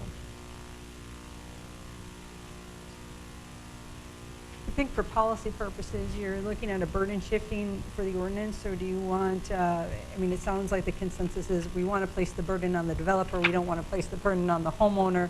If you want to place the burden on the developer, there's a couple ways to achieve it. One, you strengthen the language in the ordinance about what you're going to require, or you use the development agreement tool to accomplish that. So that means you don't have to put as much in the ordinance, because you can negotiate it through the development agreement. I know there has been a little bit of pushback sometimes from developers, like, why do we have to do a development agreement? But by and large, they seem to, and Mr. Hadley can comment on that. I believe that was the impression I got from you, that by and large, that after the initial, they're like, oh, no, we do need to do this. I will say in negotiating them, it's a lot easier when we can point to the ordinance to say, nope, see, it's required right here. That's why we're putting it in the development agreement. So you can, I'm not saying you have to have everything in the ordinance, you don't. But the more clear you are there, the easier the DA is. Yeah, Attorney Murtha, thank you. I think that putting it in the ordinance makes it that you don't really have the opportunity to negotiate as much. The development agreement, we did have some. We've done a lot more lately with a lot less development, and probably have a lot more control of what's going on. I like that opportunity just because it does allow us to wrap some conditions that are specific for that particular development and that site in there, rather than black and white in an ordinance that you shall do that everywhere. It may not be appropriate in some locations. So as long as this board and the city commission are on the same wavelength as far as enforcement of it, I don't have a problem in just using the development agreement tool to make it work, as long as we follow through. And that, back to the chairman's comment, we do have to follow through. And we are now, and we're trying to catch up with the stuff that was in the past. I mean, I do tend to agree with Ms. Murtha. You're gonna get a lot of developers saying, well, why are you putting these extra requirements on me that aren't in here? How come? And then they're gonna say, when he developed that piece of property, his development agreement didn't, he didn't have to do this stuff.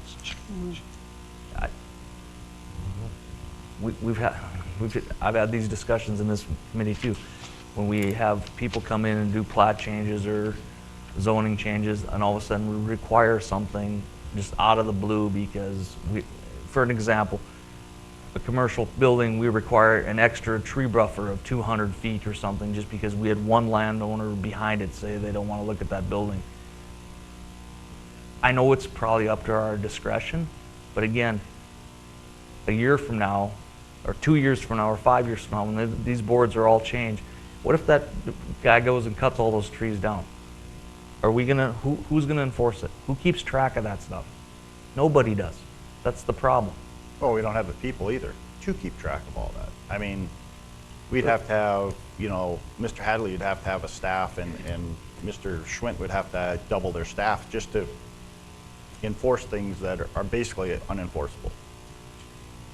I mean, that's where we get to a point where we sometimes got in a habit, sitting on that zoning commission, of putting conditions on people that weren't realistically viable for us to ever keep track of. I mean, 8 years down the road, when, like I said, this whole commission's different, if Wyoming Casing goes and cuts all their trees down, is somebody gonna go back 10 years back and find that the agreement was, when we gave them their zone change, they had to have 200 feet of trees or something? Probably not. Probably not, but I'm guessing until the neighbor complained or something, that's when it might be reviewed, but chances are they'll have a new neighbor. But if they cut down their trees 8 years later, you know, because I don't think it's that big of a situation unless the neighbor does complain. Could there be some enforcement then? Yes.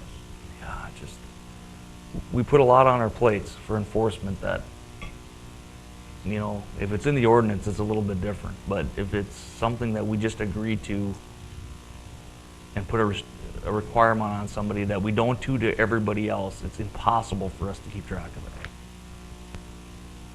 Mr. Chairman, just to address that a little bit, since I've been here, larger development type things, I've been following up with those. So, you know, I'll give you an example of the fairgrounds. They had to put a tree buffer, and they pretty much all died. And they are on notice that they need to replace that between them and the property owners. There's a number of them that are larger type, more visible. I definitely remember those, and they're in the queue. And Mr. Karski's right in that complaint driven, and Leonard can address that too. I mean, complaint driven responses are probably what brings 80% of the things to my light anyway, as far as someone who was a neighbor that was sitting in the audience that commented on an application that you guys approved with conditions, and like, hey, wait a minute, they had this, but now they don't. Then you're right, it's tough, and we would have, I agree with the mayor, I definitely, in a community this size, the staff that I have, I mean, I'll give you an example. I had an office in northern Idaho that was booming just as much as you were booming in the boom here, and we had a staff of 25. That was building, planning, code enforcement, engineering. So, yes, and we did a lot of enforcement. It was a resort type area, so we did a lot of enforcement. I mean, I just remember little things that we've required in the past. I mean, we have to put a fence up to separate somebody. I mean, and like I said, it's all great and dandy up front, and it all looks good, and everybody seems to be happy, but down the road, it's just, nobody ever keeps track of it, so. You sort of run into issues with just the nature of real estate law. I mean, the presumption under real estate law is every parcel's unique. Or there's something unique about every piece of land. So that does give you a little bit more flexibility with your, well, we did it here, but we didn't do it here because your parcel is different than over here. And in this case with the fairgrounds, Yeah. what if they say, no, I'm not putting those trees in? Then what? Well, that's, I mean, it's right, it's up to you. To be like, how strongly do you feel about I mean, so what's our enforcement action? not approve it? You don't like it? It's already approved. Oh, you mean with the ones from before? Yeah. No, the ones from before, I think they are complaint driven. That's what I'm saying, but Yeah. what's our enforcement action? So we're gonna go back and sue them? And, What if the fairgrounds? Mr. Haley's nodding, yes, of I course mean, there was. I mean, Yeah. You can't fine them? You have conditions of approval, just similar today, with the items that we heard today. You have conditions of approval, and that entitlement, the entitlement to use that property the way you just approved it today came with conditions of approval, whether it be 1 or 54. It doesn't really make any difference. Those conditions are all run with that entitlement. So you can review that entitlement and revoke it. You can take them to court. You can do a number of things. It is very time consuming to do, but you definitely can do it. revoke a zoning change or a building permit because on a. Not a building permit. But revoke a zoning change on a structure that's been there 15 years because they didn't follow one of the landscaping requirements. I'd like to see how hard that would last in court. Well, I think that would be, the revocation would start here, and then they would have to appeal the decision of the city. And that's how I envision that to be going, because it's you granted it, it was your authority to grant it, it's your authority to take it away. And then they appeal your decision. So that's how it would start, you'd have to be okay with it on the front end. I would hope we're in a pretty rare situation on trees or a fence 10 years down the road, that we can handle those individually. I think common sense will play in. The neighbor, if they had a fence there, they might have a row of trees that took the place of that fence, and can be handled on an individual basis if there's a complaint. And I agree with that. When we write these new ordinances, I want to make sure that we're not putting stuff in there we can't enforce. I like the idea it's handled on the agreement, putting the ordinance and then the agreement, the original agreement with the developer. I mean, like I said, the only thing I have a trouble supporting is anything tied to a certificate of occupancy. That's taking the burden off the developer and putting the burden on the final user. So. And I'll hold up Dickinson Hills as another example of, a development agreement where we did just, again, the triggering points are the development, and they have to do certain things within a time frame, and if they don't, the city has the option to special assess, which I know puts it back on, the property owners. However. But in that situation, they own the buildings Yeah. and they're leasing them. But that's a little different situation where now all of a sudden you have 10 homeowners in a subdivision that's getting special assessed for streetlights that they didn't even know that they weren't getting, so. I think you do have a lot more flexibility in the agreement to put some Yeah. encouraging. Yeah, I mean, in that situation, that's what makes, I mean, they still own the buildings and the property, so it's a little different, but, so, yeah. Mr. Chairman, is there any other comments on this subdivision ordinance from the board on just, you can see that it definitely has been simplified. There's been a lot of things that have been removed. You know, I just, it'd be great to, I don't know if you want to continue to have a dialogue on the bonding / fees. You know, the discussion on the fees for inspection is almost a whole nother discussion for our fee schedule. So I mean, as you would adopt, the city commission would adopt a fee schedule, the discussion could happen of what those fees actually would be. We're not establishing anything here, so it could We don't be have a- could be $5, it could be $5. Fees aren't established as of yet? No, not for some of the stuff that we're talking about here. We're gonna have to work with Craig and Loretta as far as breaking out what exactly those fees are gonna be and what's reasonable, given our history, I think, of what we have. So the control of what those fees are, is still gonna be out there beyond this ordinance. It's gonna be an amendment to your fee schedule, what I see happening, to make it reflect where we're going with this. So if there's anything outside of that, the 130%, if you're good with leaving that the way it was, and if there's anything else, it's not that I want to rush this on, but like Stephen said, we've been talking about this for quite some time. I would like to get it somewhat finalized here in the near future. And it would come back before planning and zoning for a public hearing. at this Right, that's level. correct, yeah.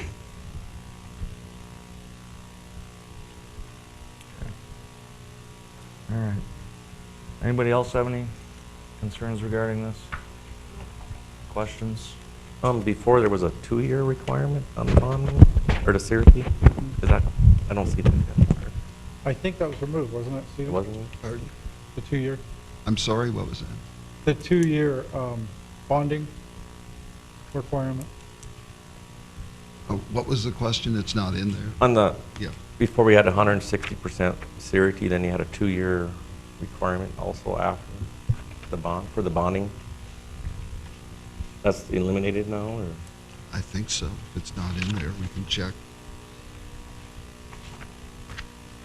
I thought maybe we require 1 year for it.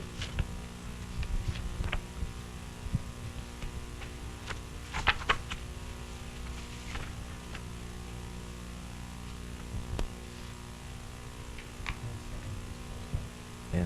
Well, the original code didn't have a, when you're looking at the language, whatever is not underlined is in the original code. So the original code didn't contain a 2-year limit. Well, and that's a good point.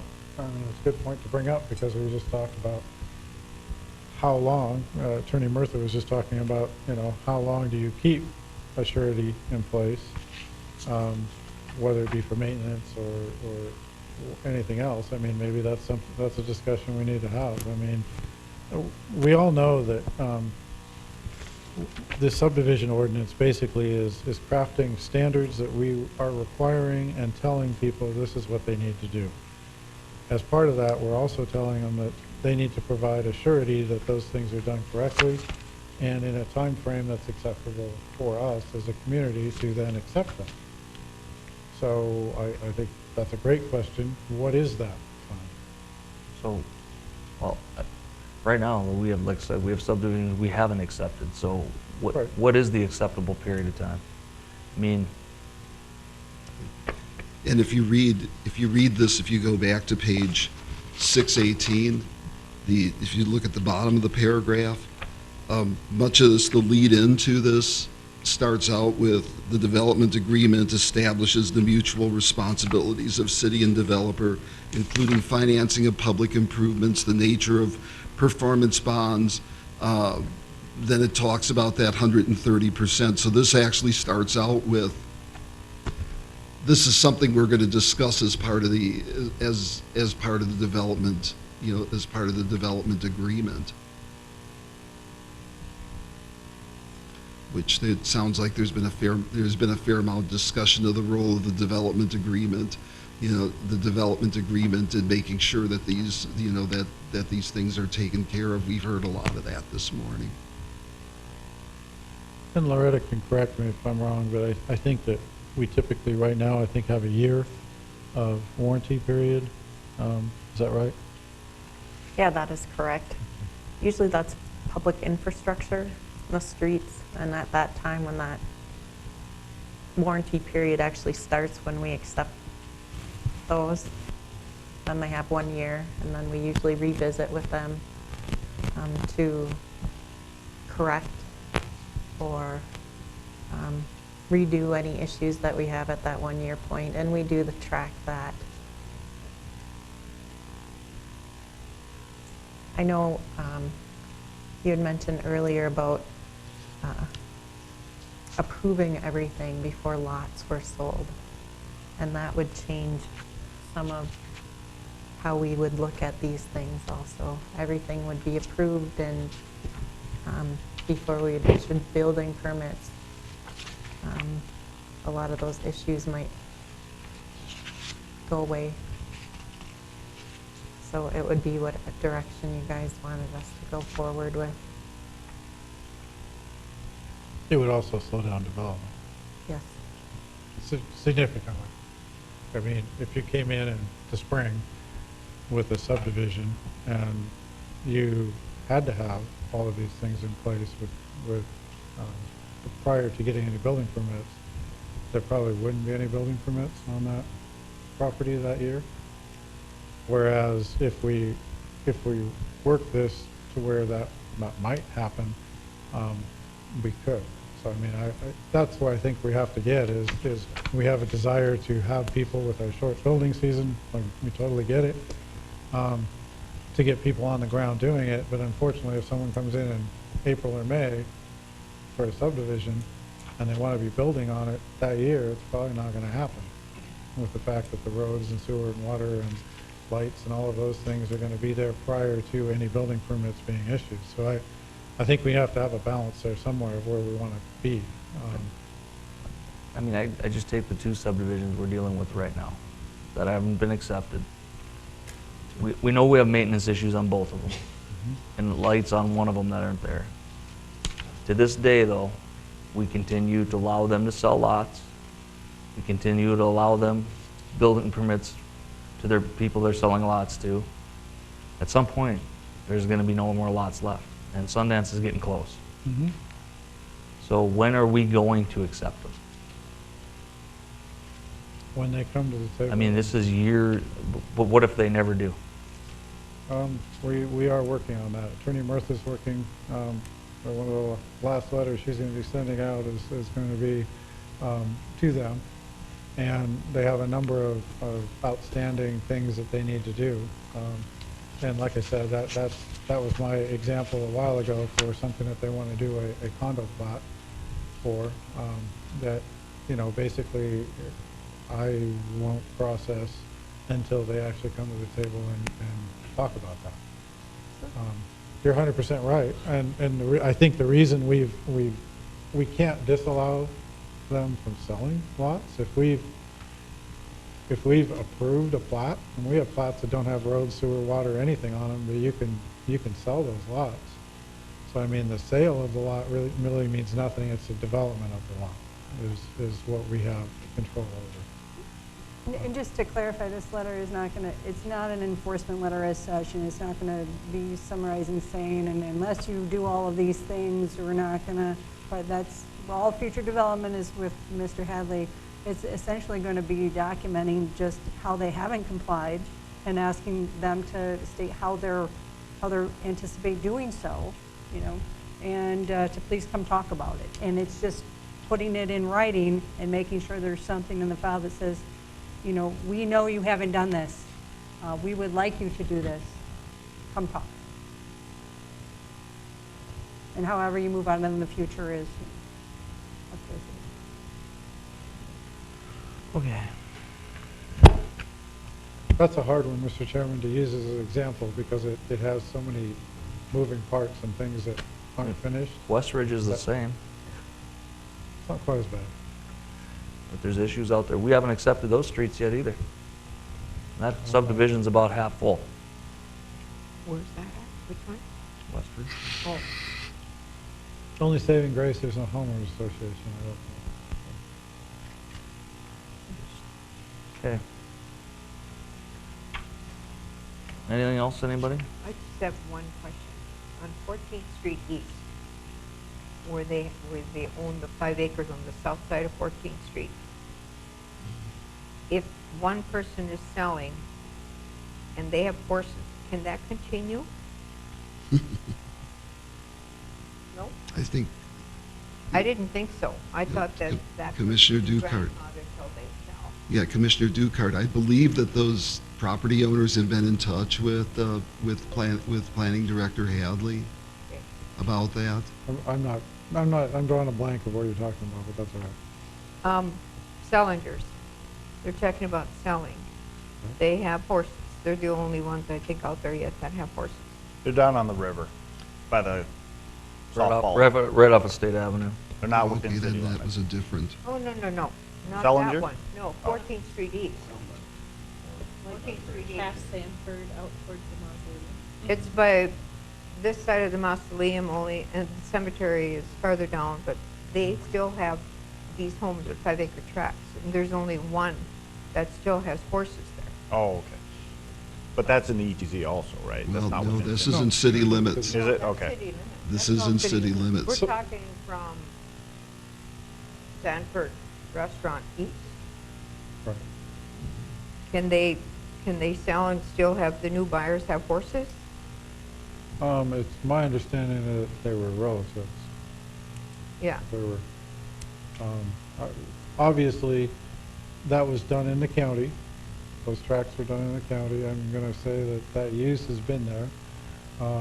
And depending on how that use is perpetuated, if those horses don't leave, if I buy your house and you have horses and they're there, I don't know, given the fact of our enforcement discussion here a little while ago, I don't know that that's gonna be an enforcement topic that we would pursue. You know, there are options for them to go to a zone. There's a couple of those properties out there that are zoned correctly, actually, for keeping of livestock, believe it or not. So, you know, I don't know that we really go down that road. I don't know that we would even notice that, to tell you the truth. So I don't know I guess I don't know how to answer that, in that there are horses out there right now. It's been an accepted use out there. My understanding in talking to them, that it was going to be a family member that moved in there. And so I don't know, is that really an enforcement issue? Because I was told a long time ago that if one neighbor complains, the horses have to go. Because it is now at city limits. Yeah, I'm going to say that those horses have been there for quite some time. I Well- mean, just the way it's been set up. Well, this is what I mean. That owner is grandfathered with his horses, but what about the next owners? I guess, Property grandfather or is the owner grandfather? I guess it comes down well, the use is grandfathered, so the use. So then that would be whoever owns the So property. whoever buys it The use. can have horses. So, well, the use is grandfathered. Technically, the horses that are there today are grandfathered, but that's why I'm saying the discussion on the enforcement of that, is that really what we want to do? If it is, we could surely try, but I didn't feel that that was a huge issue. Now, people coming into areas down the block that haven't traditionally had it, yeah, that's a totally different discussion. Unless they're zoned appropriately. There are a couple properties that are actually zoned for it, so, a little complicated. Yeah, I know. how do you say yes to one person and no to the next person? Well, the zoning that we gave most of the property there is R1 single family, so that gives them the answer. Don't know when that's brought into the city limits, but at that time, that was the time that we gave them the answer. But I'm assuming they had horses then too. Mr. Chairman, I do have one issue, and since we have Mr. Schwinn here and Loretta here, they can answer this question. It has been brought to my attention by residents of the city. With the floodplain, when a business starts encroaching into the floodplain, affecting the actual drainage of a ditch that's in the floodplain, we have a drainage ditch that will not drain any longer because a business is encroaching into the floodplain. And now we have issues with mosquitoes and weeds.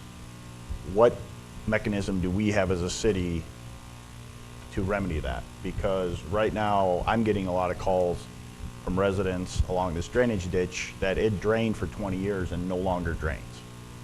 Now we have sitting water. They can't mow it.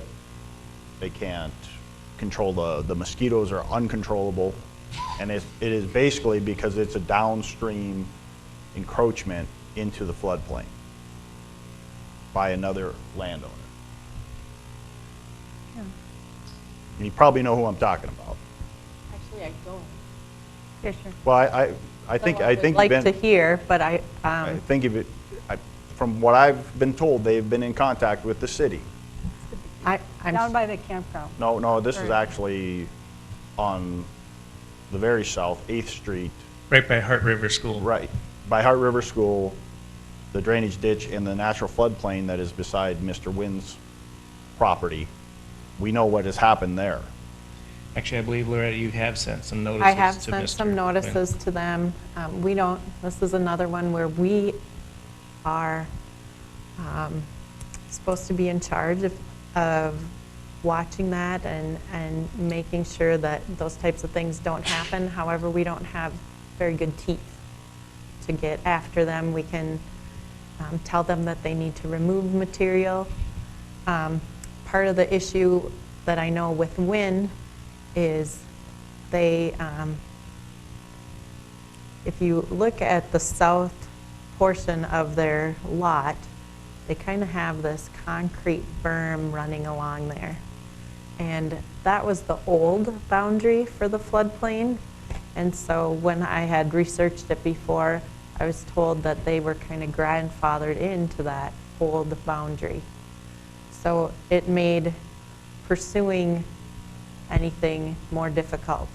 Now, it sure seems to me personally like the material keeps creeping towards that ditch along 8th. So I send letters, but beyond that, I don't have much teeth I know this to has get been an them to do ongoing, that. this has been an ongoing issue for multiple years, since I've been a commissioner. I have brought this up since 2014.